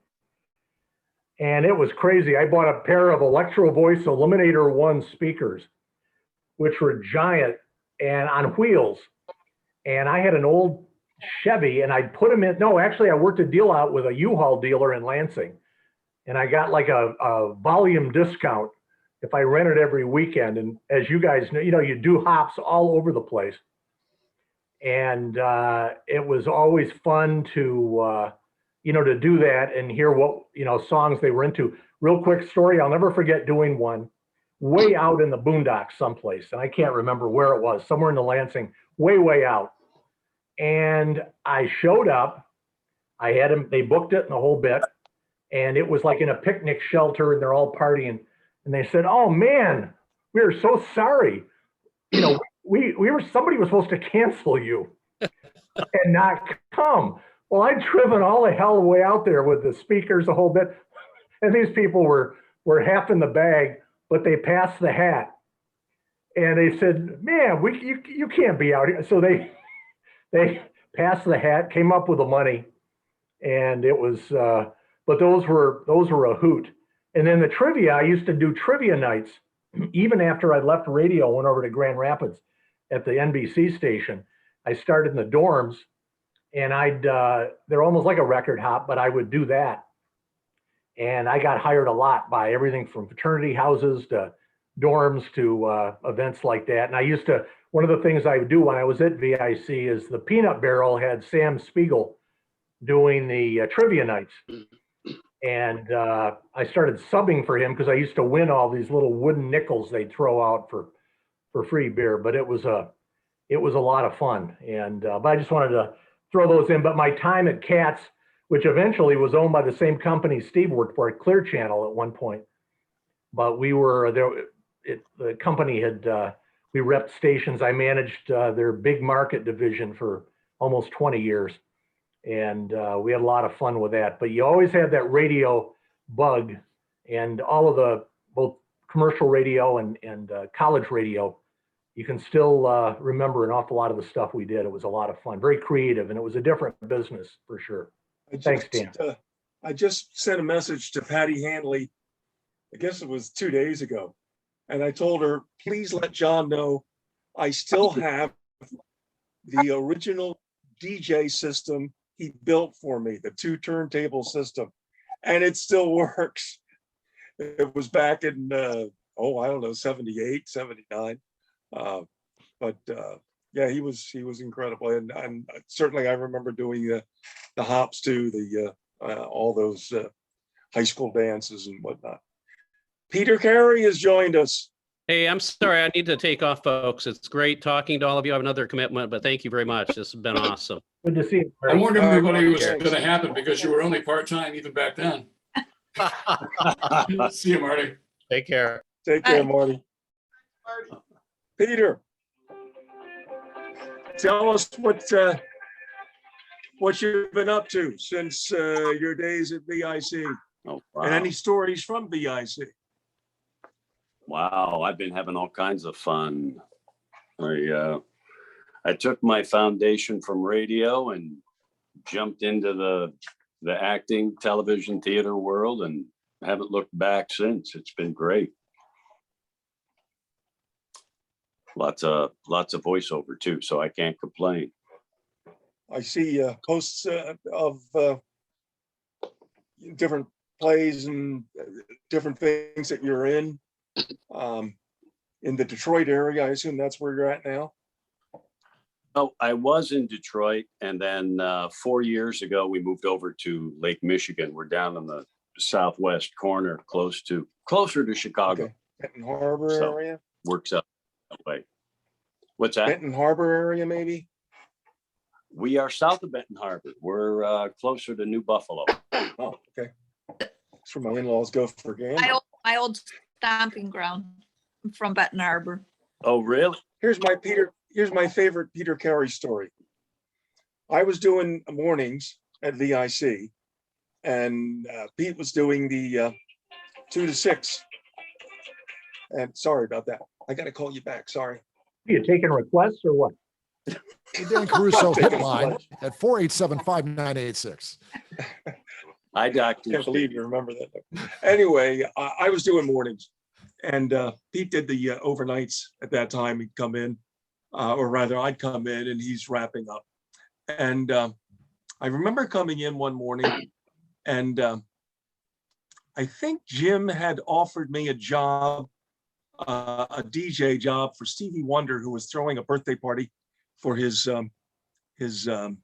agent. I think I don't know who it was, but I know Stevie was throwing the party. And at that time, all I had for a DJ system was, I think I actually bought it from the station because we all used it. It was like one column speaker Yes. and one turntable and one amplifier. A Vox, And a Vox column speaker with a lone turntable at the top. yep, that's how we started. You had to talk And, between every record because you every couldn't record, segue. When John built me that 2 turntable system, it was paradise. Anyway, I felt reluctant to do that. I wasn't going to do a party for Stevie Wonder with a 1 turntable system. Apparently Pete did. And I came in that morning. And do you remember this, Pete? I sure do. It was Yeah. fabulous. Yeah, there was a bottle of empty bottle of wine at the back of the studio. And when Jim Atkinson was there late nights, that wouldn't have surprised me because Jim did all kinds of stuff while he was on the air. But it surprised me with Pete. I didn't expect that. And anyway, I asked Pete, what's going on? What's this? And he picked up the bottle. He said, see this bottle? $79 a bottle of wine. Every person had their own. Not one person used a glass. And I thought, wow, what a party that must have been, where people were just chugging away. And That was anyway, Stevie Wonder for JJ, his buddy from Michigan School for the Blind. And that was just after Songs in the Key of Life came out. And it was great. yeah. Dan, I have to Yeah, tell you, Dave. I have to tell you about something about Peter, because he has just glossed over this. But for at least, what is it, Peter, 9 or 10 years, Peter was Ernie Harwell in the play written by Mitch Albom. Wow. And Scott Westerman and I and our wives had the pleasure of seeing Peter do that on several occasions, two in Detroit. And it was the most stirring and just mesmerizing transformation of the guy we know as Peter Carey. And to watch him take on the mannerisms of Ernie, plus the fact, Peter, and you can tell me specifically, but I remember how many pages of dialogue you had to know in that show. And I remember us talking about this, but you couldn't drop any facts and make things up, because the baseball aficionados that would come to watch you would know that you were making it up. And it was precision.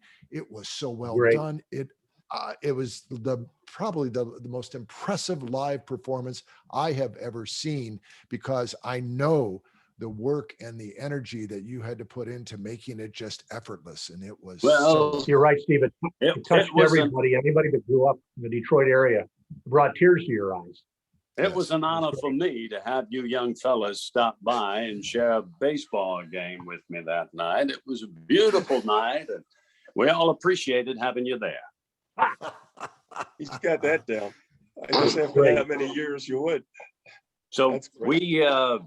we did not only Detroit, but we did Traverse City, and we did Wharton Center at Michigan State. And that probably was the biggest thrill for me, because if you remember when we were at Michigan State, our president was Clifton R. Wharton. yeah. And if somebody said to me when I was working at WVIC that someday you will be performing as your hero, Ernie Harwell, in a performance center named after your current president, I would have laughed them out of there and said, no effing way. Yeah. But on my 60th birthday, I was on stage at the Wharton Center as Ernie Harwell, sitting with Mitch Albom and my co-star TJ Corbett, and we were having a talk back, and they said, what's special about tonight? I said, and I told that story. Yeah. My gosh. So it was a wonderful run and a big honor. Hey, Pete, there's a picture I just put up behind me of you after the play. Steve, Scott, With your folks, yeah. I went there on Saturday. My folks and we went Sunday afternoon to watch it. You were so gracious to come out and talk to my dad and mom. My mom really enjoyed meeting you. But Jim It was St. great John to see you guys. Jim St. John still wants to know where the wheels are on the AMC Jeep. You know, I don't think I'll ever live that one down. I think that's my life legacy right there. Does everybody know that story? No. I was long gone. What was the story? Oh gosh. We had the WVIC sticker spotty. Hey, there he is right there. Good day. We had the sticker spotter, the Jeep. And Jim, what was your famous line? Oh man, your dick's in the Feels good state. to it.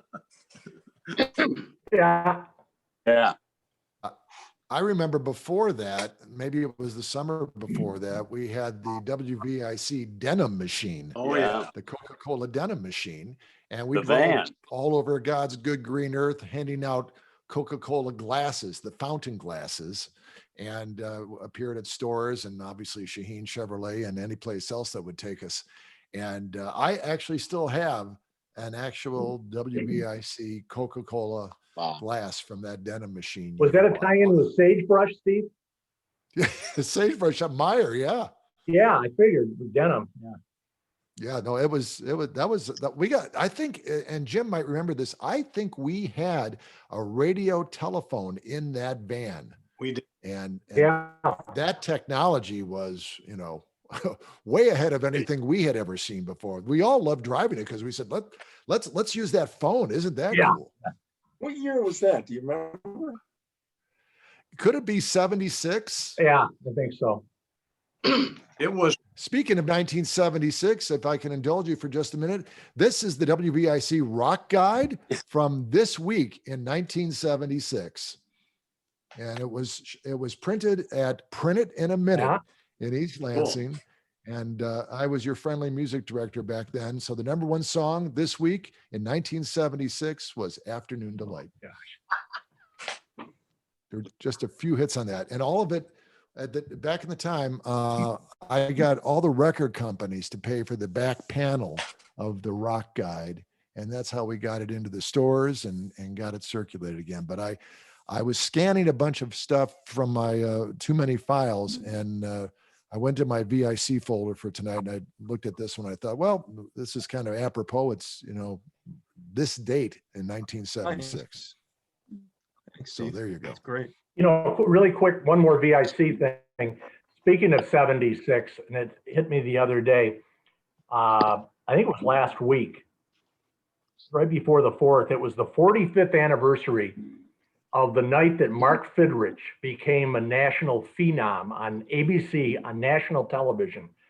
He'd won 7 games in a row, came out of nowhere. I mean, 76 was his year. It was people now don't even realize it was the cover of Time magazine, Sports Illustrated. And he was on ABC, pitched all 9 innings, won the game against the Yankees, I believe. And you had, I can't remember, 2 of the heavy hitters that were broadcasting it. They said, I'd never seen anything like this in my 35 years in baseball. Well, the next year, he injured himself. I think it was knee, and he had knee surgery. And a bunch of us, we did a station promotion. We had a giant get well card at VIC, and tons of people, it was, signed it.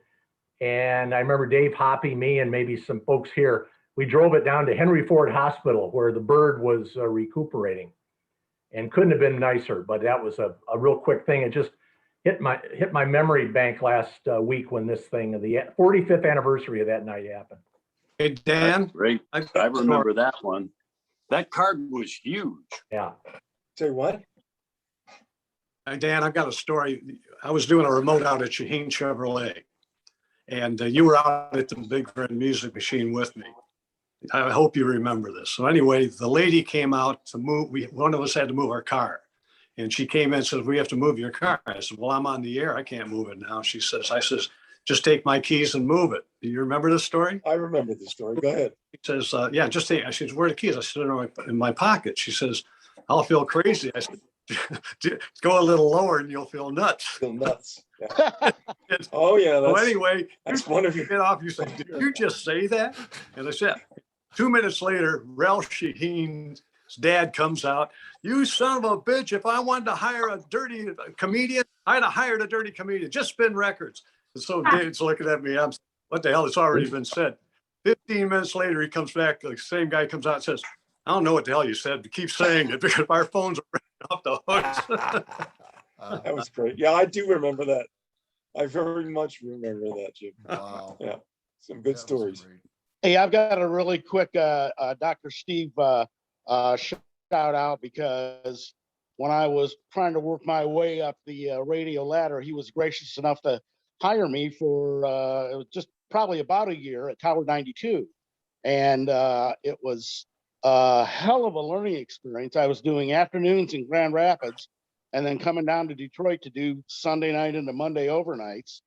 And I just, every weekend it seemed like I learned something because I'd come in into town listening to Detroit radio and then get on and learn from, some big leaguers, and got to meet guys like Tommy Shannon, who was just, I was a nobody, basically, scratch on the wall, and he would always come in and was always friendly and gracious and nice. And, that made such an impression on me that I really did try to carry through the years is, the phrases, you act the same with the janitor as you do the CEO, so that was pretty awesome. Having that experience gave me kind of some really awesome momentum moving forward in my career. So still thankful for that, Dr. Steve. Oh, JJ, you were tremendous. I was proud to have you on the staff. Tower 92 was my version of a magical time in Detroit as well. And we did a lot of fun things there. We had a general manager. His name was Victor Ives, and he brought me in originally to do afternoons. And then, this is no joke, I get recruited from from NIC. See, there I go again. I was saying I got recruited from WNIC and was going over to Tower. And, I had given NIC notice, and they had been very nice to me, but, Tower was offering me an afternoon drive slot. My first day on the job, the program director who hired me got fired. He had tormented Victor Ives one too many times. And so that evening, Victor Ives comes into the studio and says, Dave, things aren't working out with Dave, and he's no longer with us. I said, oh my God. I said, well, he just brought me here. I just started today. He goes, oh, don't worry. So I go home that night and I tell Lori this incredible twist. And so the next day he walks in and says, look, we think you can program the station. Why don't you become the program director today? And so that's how that happened. And Victor was just a tremendous fellow. We lost him a few years ago. He was born in programming at KSFO in San Francisco and other Golden West properties. And we did just great things in the Renaissance Center because it was brand new then. We did the world's greatest parties. And then we had, just incredible large audience events in the ballroom at the Detroit Westin. So Tower was really special in so many ways. And it was one of those white hot things that lasted only a short period of time, but it was good and it was solid during a short time. And JJ, you were an important part of that. And Becky, you were too. I loved having you on the team. And we had some others. For those of us in campus radio, there was a guy by the name of Tom Smith, who worked with us in campus radio at Michigan State. I brought Tom Smith in to do weekends as well. I was tapping the talent wherever I could find it. It was just so much good fun. So thank you, JJ, for that memory. Well, it's also my opportunity to meet one of my heroes in the world. I actually met Walter Cronkite on an elevator in the RenCen because the Democratic convention, I think, was in Detroit that year. Oh, yeah. And Republicans, yeah. Republican, whoever. Yeah, I get in the elevator and there's some gentleman, and right next to him, Walter Cronkite. And I probably needed some Depends right at that moment because I was like, oh my God. I had come up in journalism at first, and it was like, Walter Cronkite, holy cow. So that was another great experience working at the top of the top.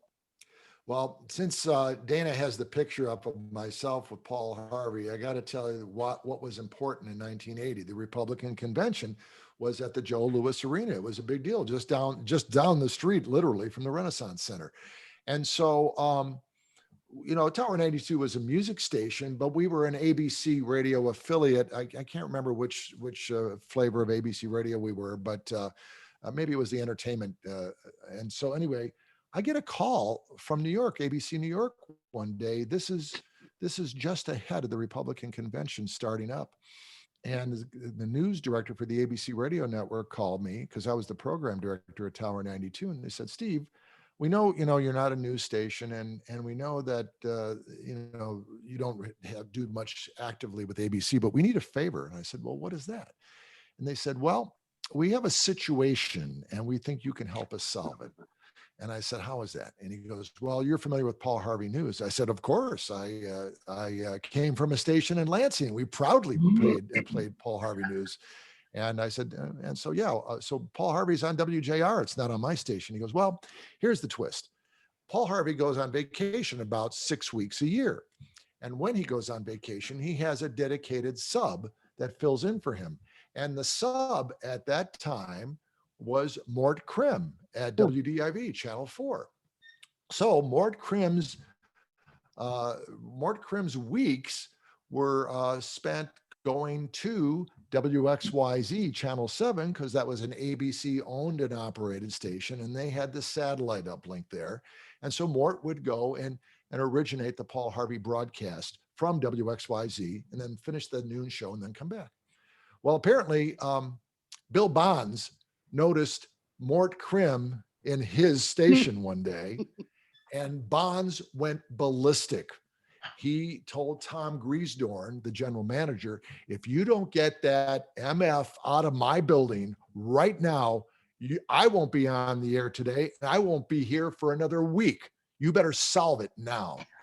So Pete Flannery gets this panic call from XYZ, and all of a sudden they said, what can you do to help us out? What they basically said is, we want to rent your studio for 6 weeks a year.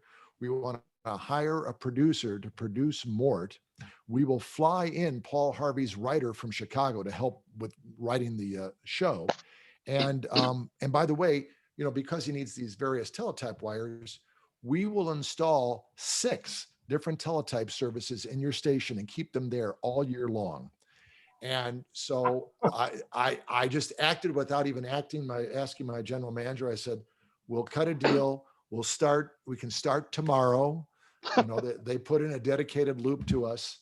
And the next day I was producing Paul Harvey News with Mort Krim, both the 5-minute show at 8:30 and the noon show for 15 minutes.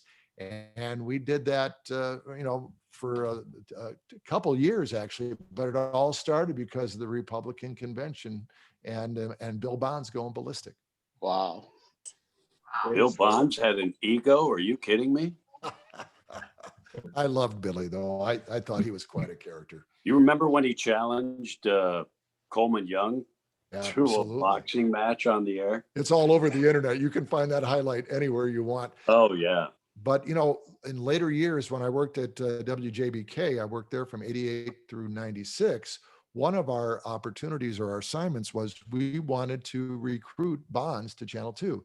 His stay at Channel 7 was kind of finishing up, and he had been through some rumble strips and not in favor with the general manager at the time.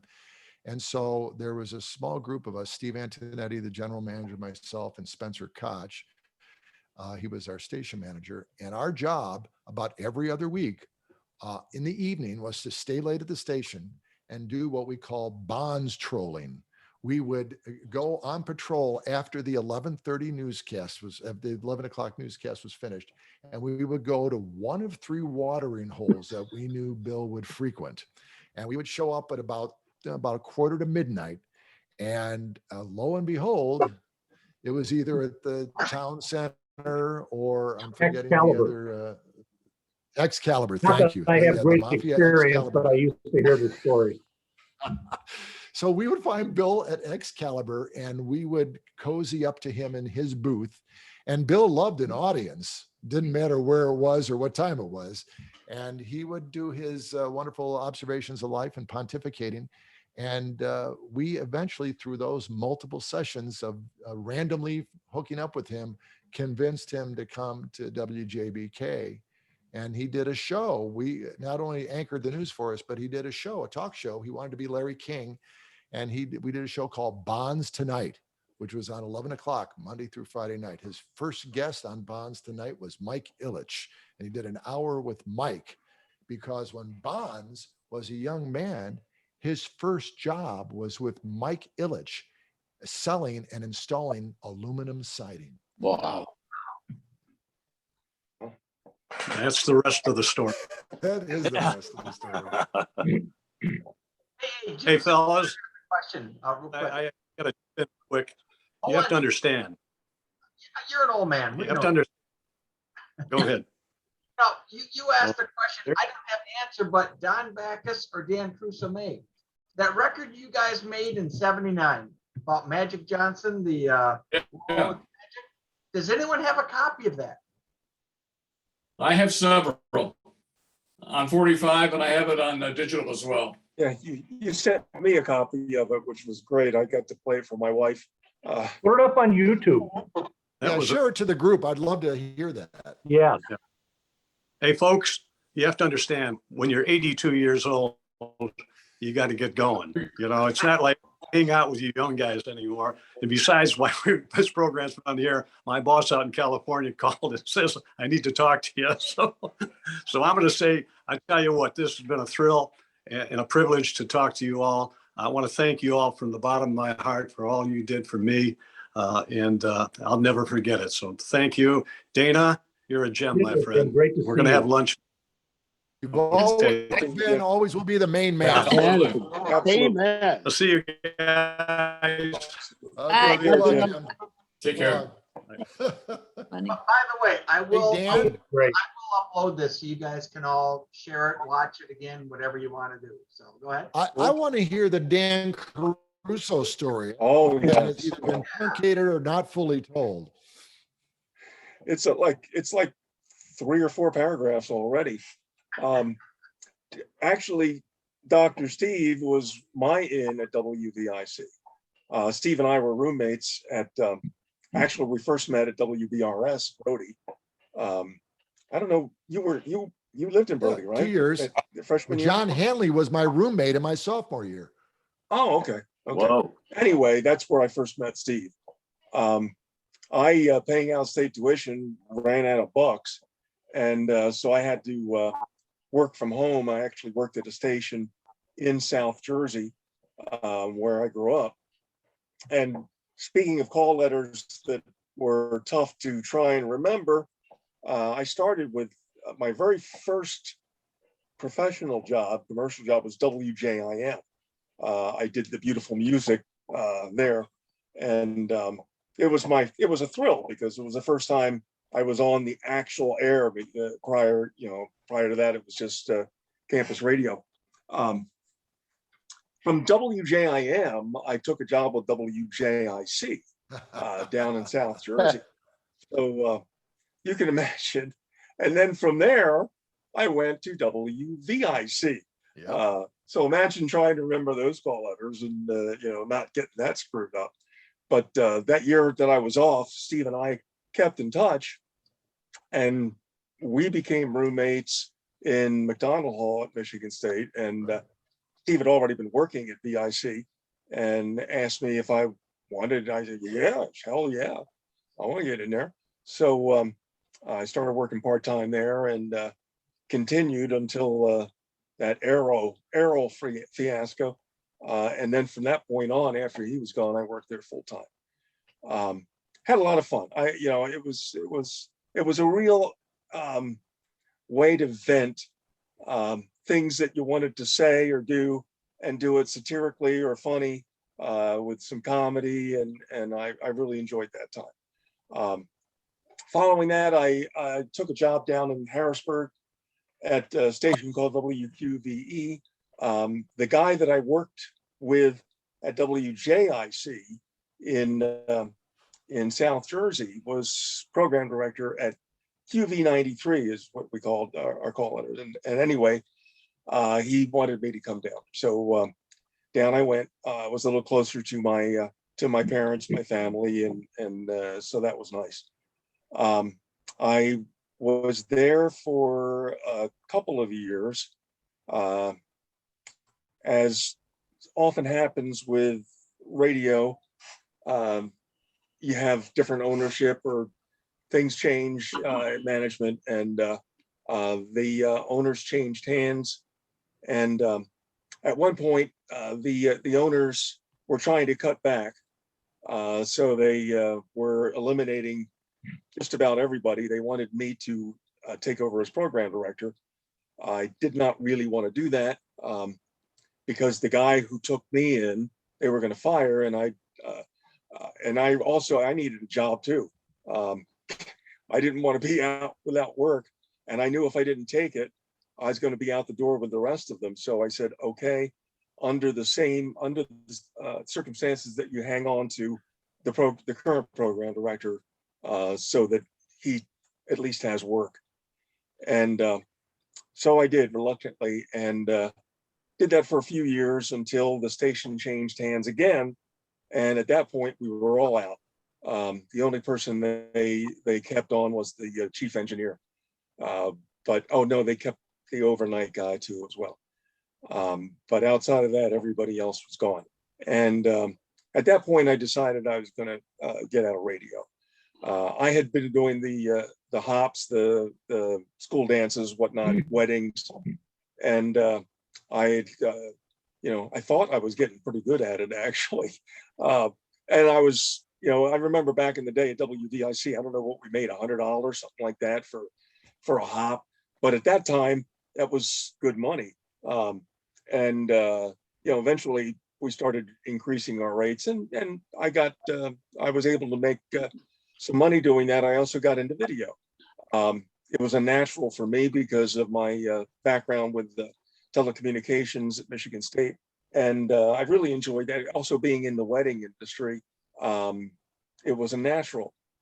So I hired a few people, part-time, and on weekends, I would mostly be doing weddings, whether it was as a disc jockey or a videographer, or sometimes both, and continue doing that and if you know anything about the video industry, it changed a great deal. I mean, every couple of years, technology really, you had to redo everything. So it was a costly venture, but I enjoyed it. It was a real art form. You don't really know what you can do with wedding videos until you've seen what professionals do with it. I attended conventions at Vegas and learned a lot. And it was my career. It's what I did until 99 was when I was diagnosed. Most of you know I've been dealing with the health issues. I was diagnosed with an autoimmune illness called scleroderma. And I was able to kind of put that on the back burner for 10 years and continue my work. But I guess it was around 2009, it became impossible for me to continue to do what I was doing. In the meantime, I had gotten married to a saint, and I mean a saint. She is just an incredible woman. She's actually up in Michigan right now. Dana and I got together, was it last week, I guess, Dana? We were visiting her in-laws, great people in Hastings, Michigan. And my father-in-law had a stroke yesterday morning. And Lori and I were both going to go up. In fact, I told Dana I wasn't sure whether I was going to be able to make the meeting because we were both going to go up. And last night, we had all packed, we were ready to go. And I get a phone call from my brother. My mom has been hospitalized, and he tells me they're talking to hospice, and I didn't know how many days left she had. He said that she could go any day, and so I couldn't see myself going up to Michigan. I haven't seen my mom since before my actually I haven't seen my mom in 5 years because my lung transplant, I had a double lung transplant, for those of you who don't know, and that was in 2018. And the last time I saw her was at her 90th birthday. She turned 95 this year and has been doing really well until just recently.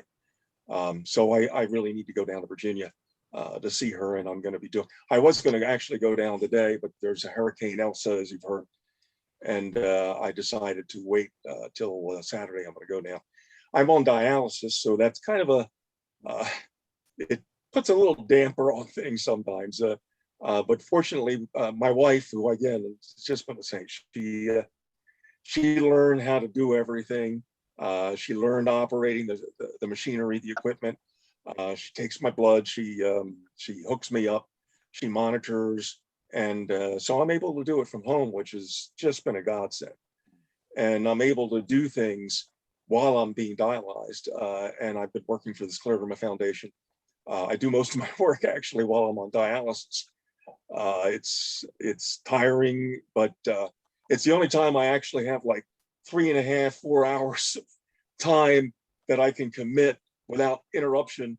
And so I've been asked to be on the advocacy committee of the Delaware Valley chapter, which of the Scleroderma Foundation, which covers central Pennsylvania. It's the western area of the Delaware Valley chapter. And in doing so with the advocacy, I've able to get Pennsylvania to declare June Scleroderma Awareness Month. Met with the governor, I guess it was 3 weeks ago. Wow. And had him make a proclamation, also the mayor of Harrisburg. And I'll continue to do more and more as time goes on. But I guess that's my story. I mean, I don't know what else to tell you. It's been a real journey. And I married a saint, and she's just been fantastic. And I'm very thankful. Yeah, you know, after you have a double lung transplant, your life changes and your perspective changes a lot. You are thankful for every day, and just being alive, and just simple things like being able to get in and out of the shower. I could tell you a lot of stories from the double lung transplant, but I'm not going to go into that. It's been a journey, and but it's been great going back and remembering a lot of this stuff.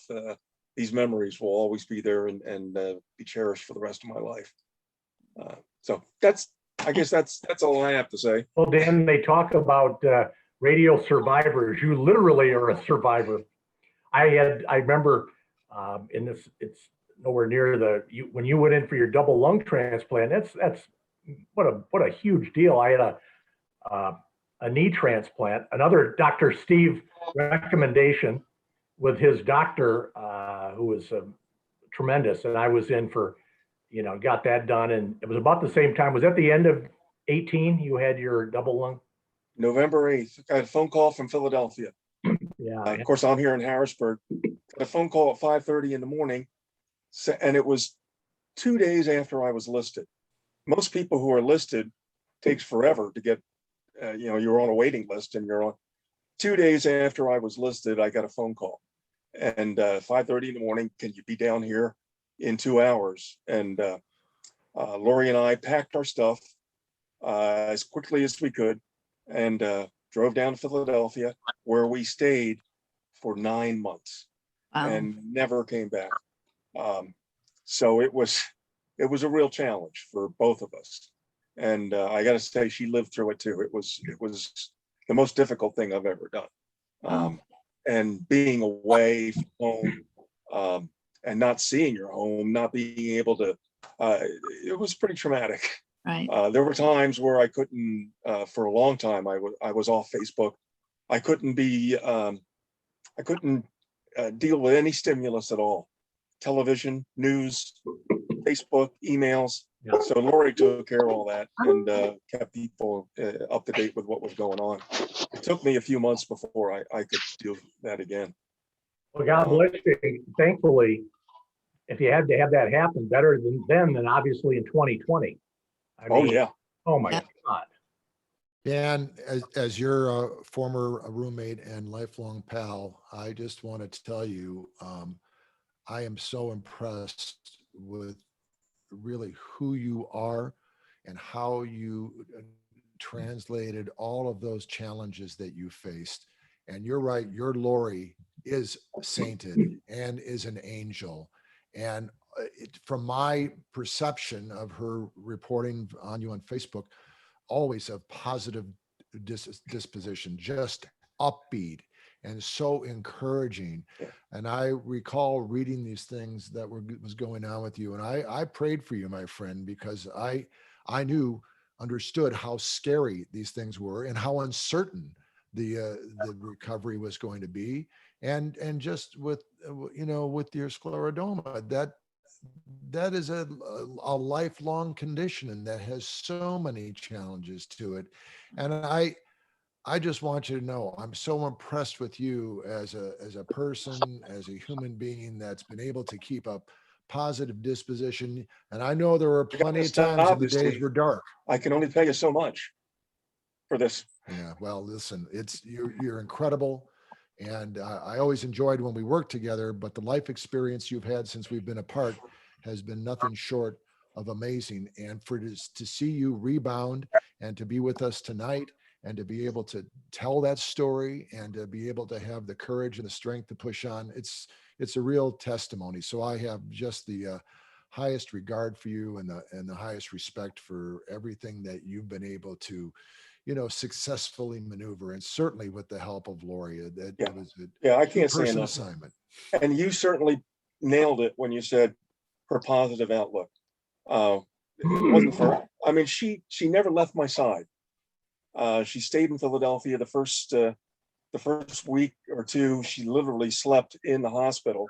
And there's a location called the Transplant House in Philadelphia that we were fortunate enough to get her into, which was only about a 20-minute ride from there to the hospital. And every morning, I was needy. I was very needy. And she was there for me. Every morning she'd come in and help me figure out what was, because I was in brain fog. I just didn't know what was going on. But the positive attitude was what really got me through it. Always a smile on her face, always upbeat. And I know she went through hell too. So yeah, it was a real experience and a real bonding for Lori and I to have gone through that together. Well, I'm really disappointed that I can't be with her right now. I was really upset last night when I found out about my mom, and I couldn't. She got about 2.5 hours sleep last night and just made a 10-hour drive to Michigan. And I was really concerned. I was hoping. I was on the phone with her most of the day, and in fact, I'm waiting. She did text me that she got there safe, so I'm pleased with that. But I'm anyway, so sorry for the thank things you. going Thanks on for the with the words, Steve. I family right appreciate now, that. but you are a person of incredible strength and integrity, and congratulations on being a great spokesperson as well. Yeah, I went to Capitol Hill a couple of years for the foundation to advocate for funding for and met with different senators and congressmen, and hope to do that again. This time Well, without an oxygen tank. I'm so proud of what you've been able to accomplish, and I think when we think about all of our lives, I don't know that all of us could have been as strong as you have been. No, in you would. navigating all this. You do it. You Yeah, are what incredible. choice do you have? I hope that when you come to Michigan on a less hectic timetable, that you'll reach out, and I'd like to invite you to our house and reconnect with my Lori. Yeah, I'd love to see Lori again, And yeah, just and Ryan. and I think Ryan, he's changed a little since the last time. Ryan's 41 now. I know. You saw him see when he the was posts. 1. Yeah. Yeah, 40 years ago. My God, hard to believe. Yeah. Dr. Steve, I have a question. Yes, JJ. So your name is Stephen Schram, but you went on the air as Dr. Steve Edwards. Explain how you picked that name and what it means. Oh, well, there's two pieces to that. The doctor part, it's too bad St. John's not still on, because they give me 6 to 10 at night, and I'm Steve Edwards and blah, blah, blah. And then St. John walks into the control room one night, about 10 minutes before I'm supposed to go on, and he goes, look, you got to have a handle. You got to have something in front of your name that's unique, that people will connect with, and blah, blah, blah. And I said, I'll think about it and I'll get back to you. No. You are going to start at 6 o'clock with a handle. Go figure it out. So I was looking at the records, and we had those power rotations that were 75 minutes long at that time. Every 75 minutes, the power records would turn. And it was my turn at 6 o'clock to play Dr. My Eyes by Jackson Browne. So that's what I did. I just thought, well, what the hell? I'll be Dr. Steve Edwards, the good doc of rock. And it was all created in 6 minutes or less. And, but the Steve Edwards part is even more interesting. I knew from the time I was 10 years old that I wanted to be in radio. Obviously, in my younger years, I wanted to be on radio. And in high school, through a friend of mine, I met a couple of young guys that were just our age, they're my age anyway. I'll be 68 in a couple of weeks. And both of them were already kind of getting their toes wet in radio, and I wasn't. So I was in a radio forensics competition in high school, radio news forensics. And I was competing, and I met through that, I met a guy because I think I went through the Catholic regionals and finals, and then they put me in the public high school regionals and finals, and I'm making my way through all these different competitions.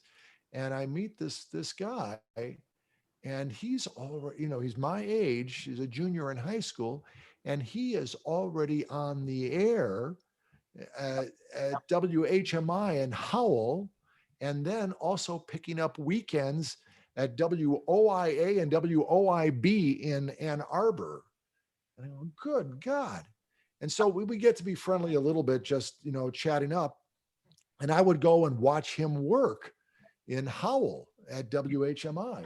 Then he got this weekend gig in Ann Arbor. And so he was working Saturday nights in Ann Arbor and was supposed to sign on Sunday morning at WHMI in Howell. He calls me on a Saturday night about 10 or 11 o'clock and says, look, it's gonna thunderstorm something terrible, and I'm not gonna be able to get from Ann Arbor to Howell tomorrow. By the way, he had no car and he had no driver's license. So he would hitchhike from Ann Arbor to Howell overnight to do the sign-on at WHMI. So he calls me up and says, you've got to go over to HMI tomorrow morning and sign on and do from 6 a.m. till noon. I said, I'm not even an employee there. He says, it doesn't matter. I've worked it out. There will be a key under the doormat on the side entrance to the station. Just look for it, then go upstairs to the second floor and sign the station on at 6 a.m. and do it. And so I thought, oh, okay. He said, oh, and by the way, your name will be Steve Edwards. And I just went with it, signed on the station. I didn't even know what the hell I was doing. And the reason I kind of gave you this elongated version of this is the fellow who did that, who was this pal that I met through the forensics competition. He was a young guy in the business by the name of Jim Kerr. Oh, And Jim Kerr went on to work at Keener for a short period of time under Robin Stone, and then worked in Chicago, and then did PLJ in New York for 16 years. And my friend Jim Kerr has just celebrated 45 years doing mornings in New York. wow. And was just initiated into the National Radio Hall of Fame last year. I've been fortunate enough to be on the Radio Hall of Fame nominating committee for the last 3 years. And Jim Kerr was entered into the Hall of Fame, I think it was last year or the year before. And I had his acceptance or his nomination introduction made by his grade school friend who they've known each other since second grade. And that fellow flew in to do the introduction. That fellow also had a very successful career in radio and retired a few years ago, and also did mornings largely all of his career. And that friend of Jim Kerr's was Jim Harper from WVIC. And both of them were morning legends in respective markets. But Jim is still at it, Yeah. at WAXQ, and hitting the ball out of the park. I really admire him. That's great. Cool. Hey, Pete Owens, or should we say Mr. Peter Carey? How did you come up with Owens for your air name? Well, Owens is my birth name. And then when I came to Detroit to do radio, it was Magic, WMJC. And our program director sat down and said, everybody has to have an air name, because they were a station that wanted to own the name. So in case you wanted to jump across town, they wouldn't let you. Well, it came around that my contract expired, and they didn't renew it right away. And I jumped over to another station and I took the name with me. And because I had built a little following, and from there it just stuck. So, you know, Detroit loves their media people. Bill Bonds was a superstar. Mort Krim, I mean, they still immortalize him with television shows. Yeah. So it was pretty interesting to be part of the Detroit scene for a while. And so that's how I stuck with that. And then my agent, when I started doing film and television, said, well, you're already known as that. You can either keep it or go back to your birth name. Well, when I joined the Screen Actors Guild 42 years ago, there was already a Peter Owens, but there was not a Peter Carey. So lo and behold, it stuck. That's awesome. Hey, Becky, how's the horse world? Yeah. Actually, it started off about 4 years ago. We have a real good, my husband's best friend has always been into horses. He used to, what's the Hazel Park, they used to have The Trotters. trotters. But we went on a trip maybe it's about 5 years ago to Saratoga, and they were gonna buy one horse. And they named it Ben's. I can't remember the first name after Jay's dad that had just passed away. But next thing I know, then they started getting females and they have babies, and I don't know what's going on. It's up to about 30. I used to know the names, but I don't even keep track anymore. But So you flew your Learjet up to oh, yeah. Nova Scotia Yeah. and then Saratoga. Yeah, Your horse naturally won. I know. nice, Pete. We had Oh. one race just this past, he flew down the other day to Florida. It raced, if it would have won, we would have ought to be in the Breeders' Cup, but it came in second. Oh, wow. So, yeah, that one. But, so nothing in the Kentucky Derby yet or anything, but it seems like more of them are females, but I'm petrified of horses. If I stables, I try to hand a carrot. I'm like so afraid of them. They're like scary, but I'm not into it as much as, his friend does everything, does all the buying and runs it. Actually, if you follow them, they're called Parkland Thoroughbreds. Yeah. Is the Okay. Parkland Thoroughbreds. I don't know if anybody's into racing, but I got to meet a few of Javier.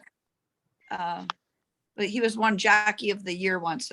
He's rode a few of our horses, Javier Castellano. So it's kind of a little hobby. You don't make any money in it. Unless you, Don't So- you have some stylish hats that you wear? Oh, yeah. Yeah. yes, I did. I actually have only been to one Kentucky Derby, and that was before we owned horses. But he goes, actually, I had my boss from, I don't know if anybody knew Mike Berman. yeah. He was my Yeah. boss. Yeah. Yeah. I don't know if you heard, he was in a really bad car accident and passed away about, I want to say maybe 5 years No, I ago. didn't know that. Him and wife, Maureen. Maureen Hathaway, they moved to Montana, retired. And when she called to let us all know, they actually had a memorial here in Oh. for him. It wasn't his fault. A drunk driver going the wrong way hit him. And he was like, I worked for him for 18 years, Mike Berman, but he never missed a Kentucky Derby. And I actually stay in contact with her. We email each other. She owns, they had a lot of race horses. He was really into it, but so. She was a great broadcaster too. Right. What she was at, She was at JR, I think. yeah, WJR, right, Maureen Hathaway. And Mike Berman and I were at Golden West at the same time when I was at Tower 92. He was the general Oh, sales okay. manager of WCXI. Right, okay. Yeah, I love that. He was the best person to work for. He was a great fellow. Yeah. I'm so sorry that he's gone. Yeah, Wow. yeah. That was, I have a list of a couple coworkers, and if you guys know what's going on with them or can enlighten us. The first one I actually named it Pete. There was a guy, I think his name was John Hexum, who worked at WVIC, and he went to go for Alias Smith and Jones, was it? TV show? He was on John Eric Hexum was some time traveler show. And he was on set and was playing with a blank pistol and shot himself. Oh, wow. Wow. Yeah, he was a big, I'm looking him up here. I think of Voyagers, Don, to your point, it was kind of a time travel and then cover up. Yeah. Cover Up was the did, one yeah. that he was on last. Now, I will tell you not making fun of those who have inadvertently shot themselves in the head with a blank pistol kind of thing, but one night I was doing evenings on like a Friday night, and Hexam was on after me, and my good friend and associate Mr. Pennoni changed the little signboard that was up in the corner of the studio that had, like your stereo connection, 94.9 FM WVIC, and put a different set of call letters and frequency up there. And Hexam read it all night. Yep. That sounds like you guys. Absolutely. That's fantastic.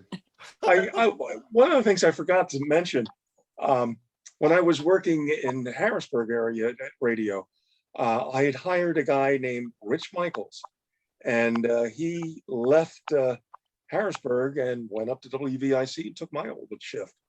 I visited Rich back in the late 80s, early 90s. I stopped in to see him. I'm really not sure where he's at. Anybody know where he's at now? No.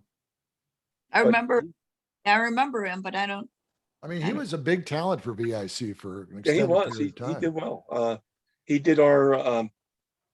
He did our mornings Oh yeah, at he was QV. I huge. hired him to do that when after they changed hands.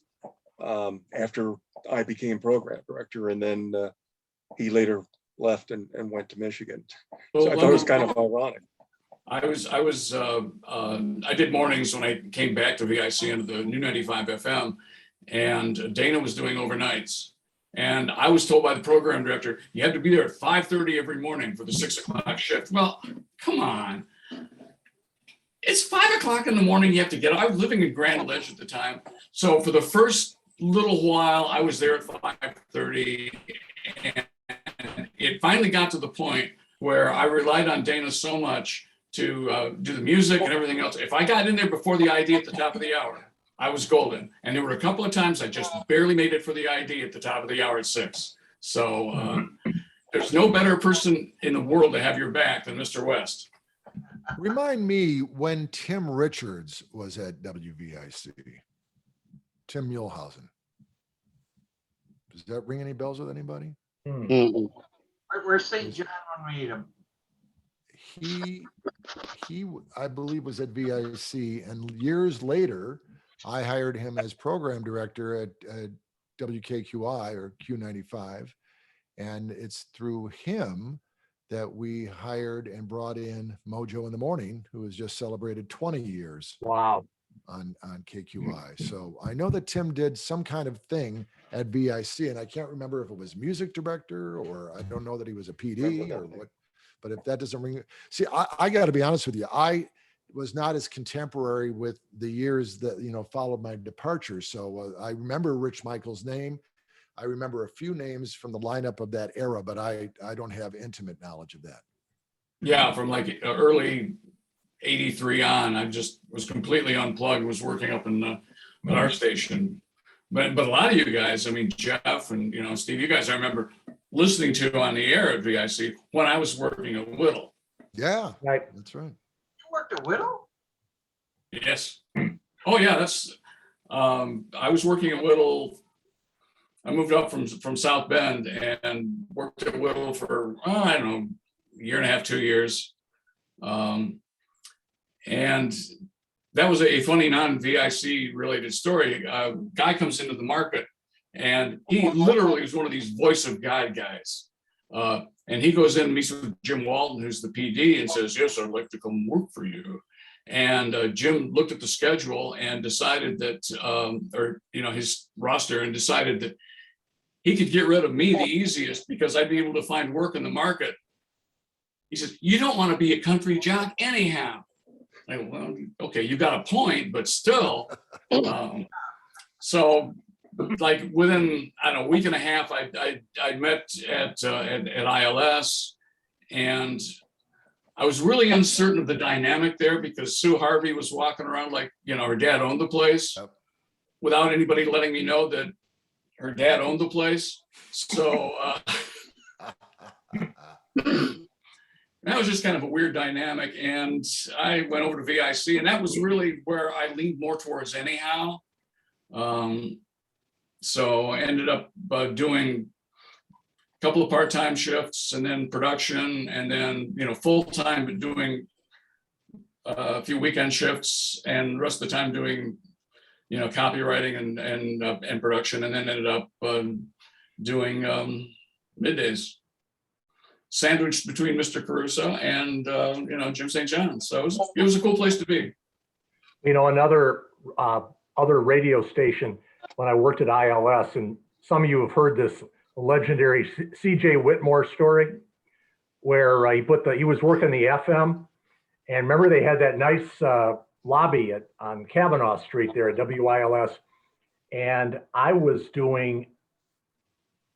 have been doing all night on the AM. In fact, I think I did all night, which is stupid, the night before I graduated. Steve, you and I graduated.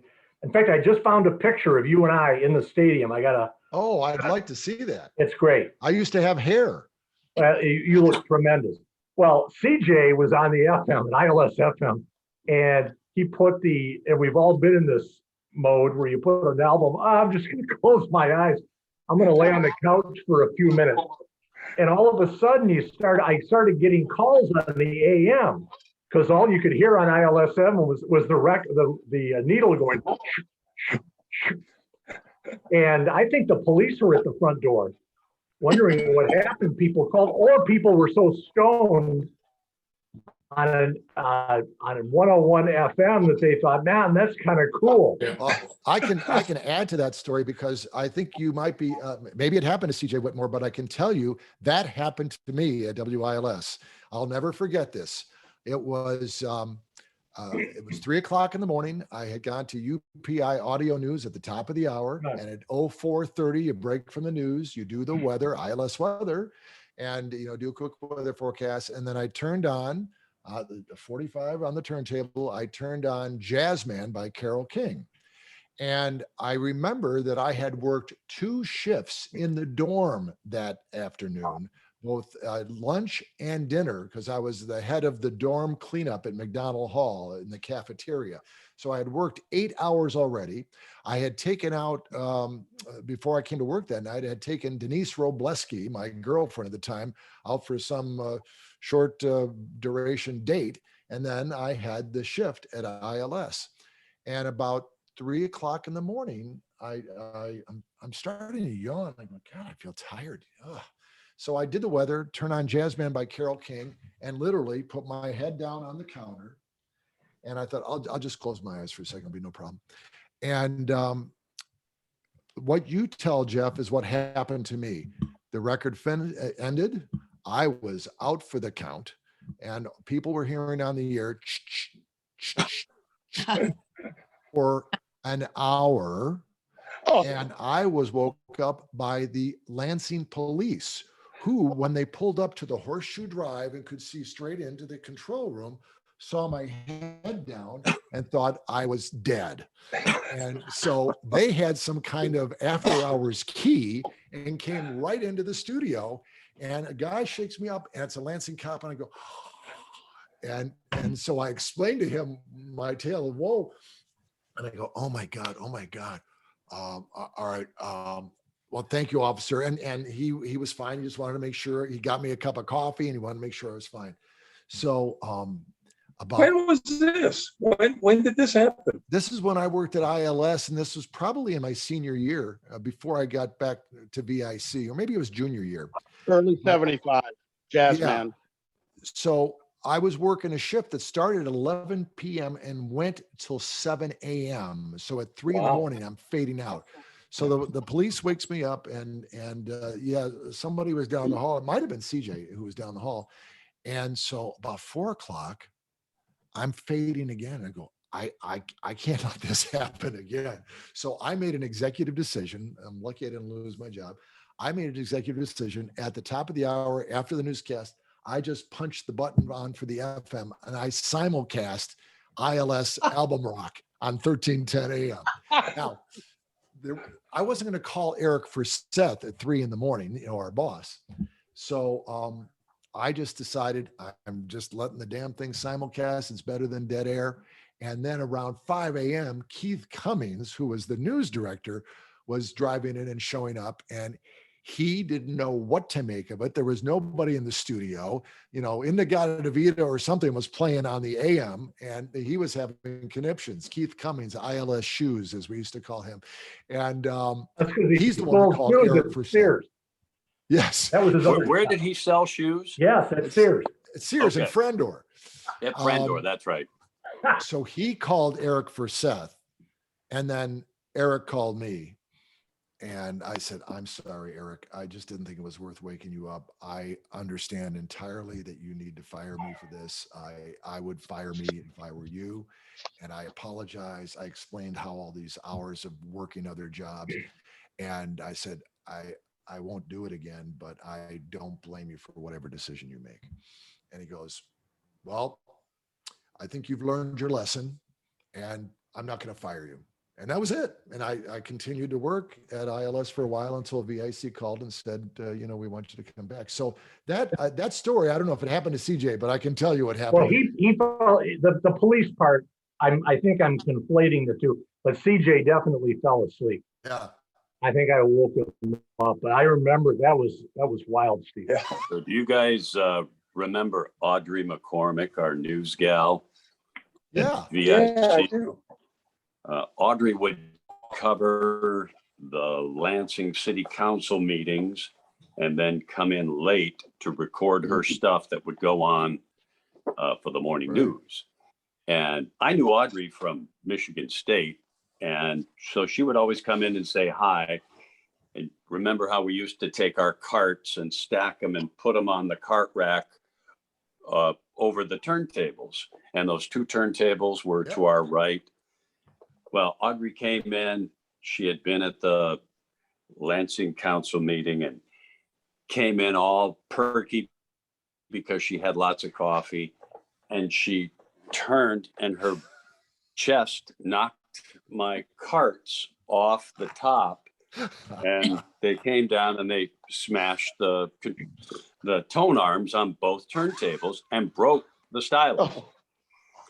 And so all of a sudden you heard this great big on the air, and she's looking at me like, oh my God, what have I done? And I know we had a couple of things on cart in and played one of those. And then I said, oh shoot, where am I going to find the cartridges to replace these? And I think I called Henley, but it was so late, I didn't get an answer. I don't remember exactly what happened, but I ended up running an hour's worth of tape of King Biscuit Flour Hour or something until I could find repair parts. And Audrey was so embarrassed, she just went down to the newsroom and did her thing and said, I'll never talk to you again. Well, Audrey was impressive in more ways than one with that story, I'll tell you. And VIC was pretty thrifty. They didn't keep a lot of spare styli around. And I think John had them locked up, if I'm not mistaken. Was there a female newscaster there named Elaine? Yeah. Who am I thinking of? Elaine? Gosh. She worked there when I was there, and I want to say Zimbo, but I don't know why. Maybe I just feel like saying it. Elaine. Her real name I was don't think that was it. Zimba, but she went by something else. Elaine something else. Oh, the news game? Yeah, right. It wasn't Blakely, was it? Her air name was different. Elaine Wouldn't something. be Blakely? Like, that sounds about right. Yeah, that sounds Elaine Blakely. That does sound right. I was always proud that George Blaha, when I started there, was our sports director. And I thought, wow, isn't that legendary? And look And what Paul he's done. Weisenfeld as news director. Yes. Yeah, Oh, Paul never liked me because, you know, I was just some dumb 16-year-old kid from Holt, and he always, him and Mark Midday. Shepherd. Mark Shepard. Yeah, those two were like, you know, always dismissed me and everything like that. But, you know, Blaha was just, he was always cool to me. Sue Carter took me under her wing, and, you know, to have them be accepting of me and everything, you know, made the other stuff just kind of go in and go in one ear and out the I'll other. point out I'll the never background forget. in my Zoom right now was the last time I was in Lansing and saw the old VIC building. So I'll step out of the way. You can see it's Oh, yeah. With Yeah. the STL tower. there you go. Lower I the got to chair. be on campus last week, or I guess it was 2 weeks ago when I met Dana. And that was a real treat, seeing Sparty in the stadium, and nice. I didn't get, I thought about, I just didn't have the time to go Mount Hope Avenue and see It's where the yeah, it's like 1-800 got junk. I mean, that's literally what it is. It's like, okay, well, so it hasn't changed that much since the radio business. And you know? VIC was a vet clinic, right? Before it was a radio. Yes, Yeah, that's it right. was. It was right next to that. It wasn't next to a cemetery, not a cemetery. But Cemetery's isn't it- across the road. Cemetery across the street. Yeah. I will tell you one other quick story. That pop machine there where the back door used to be. Remember that? Had Mr. Pibb and Fanta. I'd come in every week, and that'd be the first thing I'd see coming in that side door.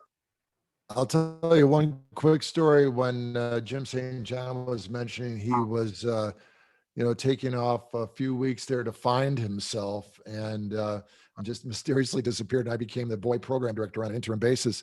So I was doing the afternoons 2 to 6, and you were mentioning Paul Weisenfeld. And Paul could have a cantankerous personality when he wanted to. And that was fairly often, actually. And he got upset about something. I don't think it was something that I said, but he got upset with somebody in the newsroom.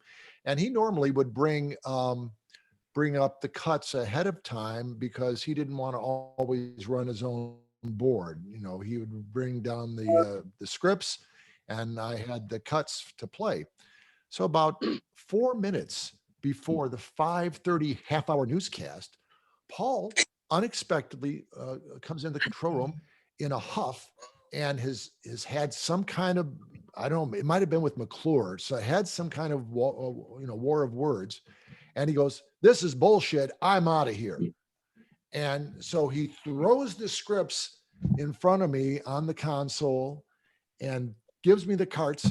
And it's like 2.5 minutes before a 5:30 newscast is supposed to go for 30 minutes. And I had to punt, and I had to read a frickin' newscast that I had never even read before. I'm reading this stuff absolute cold. I don't know what order it's supposed to be in. I don't even know if it's written correctly. And Mary Niels Frumkin was still around then. And I screamed to her, I said, "Mary, I need help." And so she went down to the AP wire machine and just pulled stuff off one after another, took a razor blade and cut them up to sheets. And I had to do a 30-minute newscast, absolutely live, spontaneous, and unrehearsed, and hope to God I could make it through at least to the sports section, which was usually pre-recorded for about 7 minutes worth. And so that's what I remember Paul Weisenfeld for. He got into some kind of snit and didn't come back for a couple of days. But we had a lot of wild, emotional, talented types at the station back then. Is the story about Biggie true that somebody told me that he went in to do the news in the news booth one time and forgot the script? So he did it off the top of his head and got all the way through the 30-minute news. Is that a true story? I don't know, but it wouldn't surprise me because he could speak extemporaneously, especially on football Saturdays when he would anchor that around the country live sports recap show of the football highlights. He loved that. He relished in the fact that he could do it like Joe Donovan did on WWJ. Sherman did that version in Lansing on VIC, and he was great at it. He had live phone correspondence of all the major games, like the top 20 games all over the country, and he could toss to them, and he knew what the score was or what the key plays were. He was phenomenal that way. Yep. Speaking of, you're talking about, and I forgot that VIC, what a news department, doing a half-hour news. This is my first radio, non-campus radio, was the summer of '74 up in Alma, WFYC. In fact, Jane Aldrich and I share a heritage with that station. Oh, wow. They were owned by a guy named Dave Summerfield and Gil something. It was out in the middle of this, right off of US 127. And I'll never forget, I'd worked there, and I had a older cousin that lived up there, and I lived for the summer. And, as you know, early on in radio, you grab everything you can do. And I was anchoring. The guy would come in, and one of the owners would do the farm report. And he had the cough switch. He's in the he's in the booth, and he was a heavy smoker. And somebody, the way you're supposed to have it is and now in the sow bellies and the, pork, whatever. And if you had to cough, you would cut it and go, well, somebody had the switch the opposite direction. So all you would hear was dead air. And then all of a sudden you'd hear, coughing up excuse the expression, Dan, coughing up a lung. And finally I had to go in. I said, Gil, this thing is backwards. But, oh God. Story I got to tell you, this is VIC, but this was WJIC in South Jersey.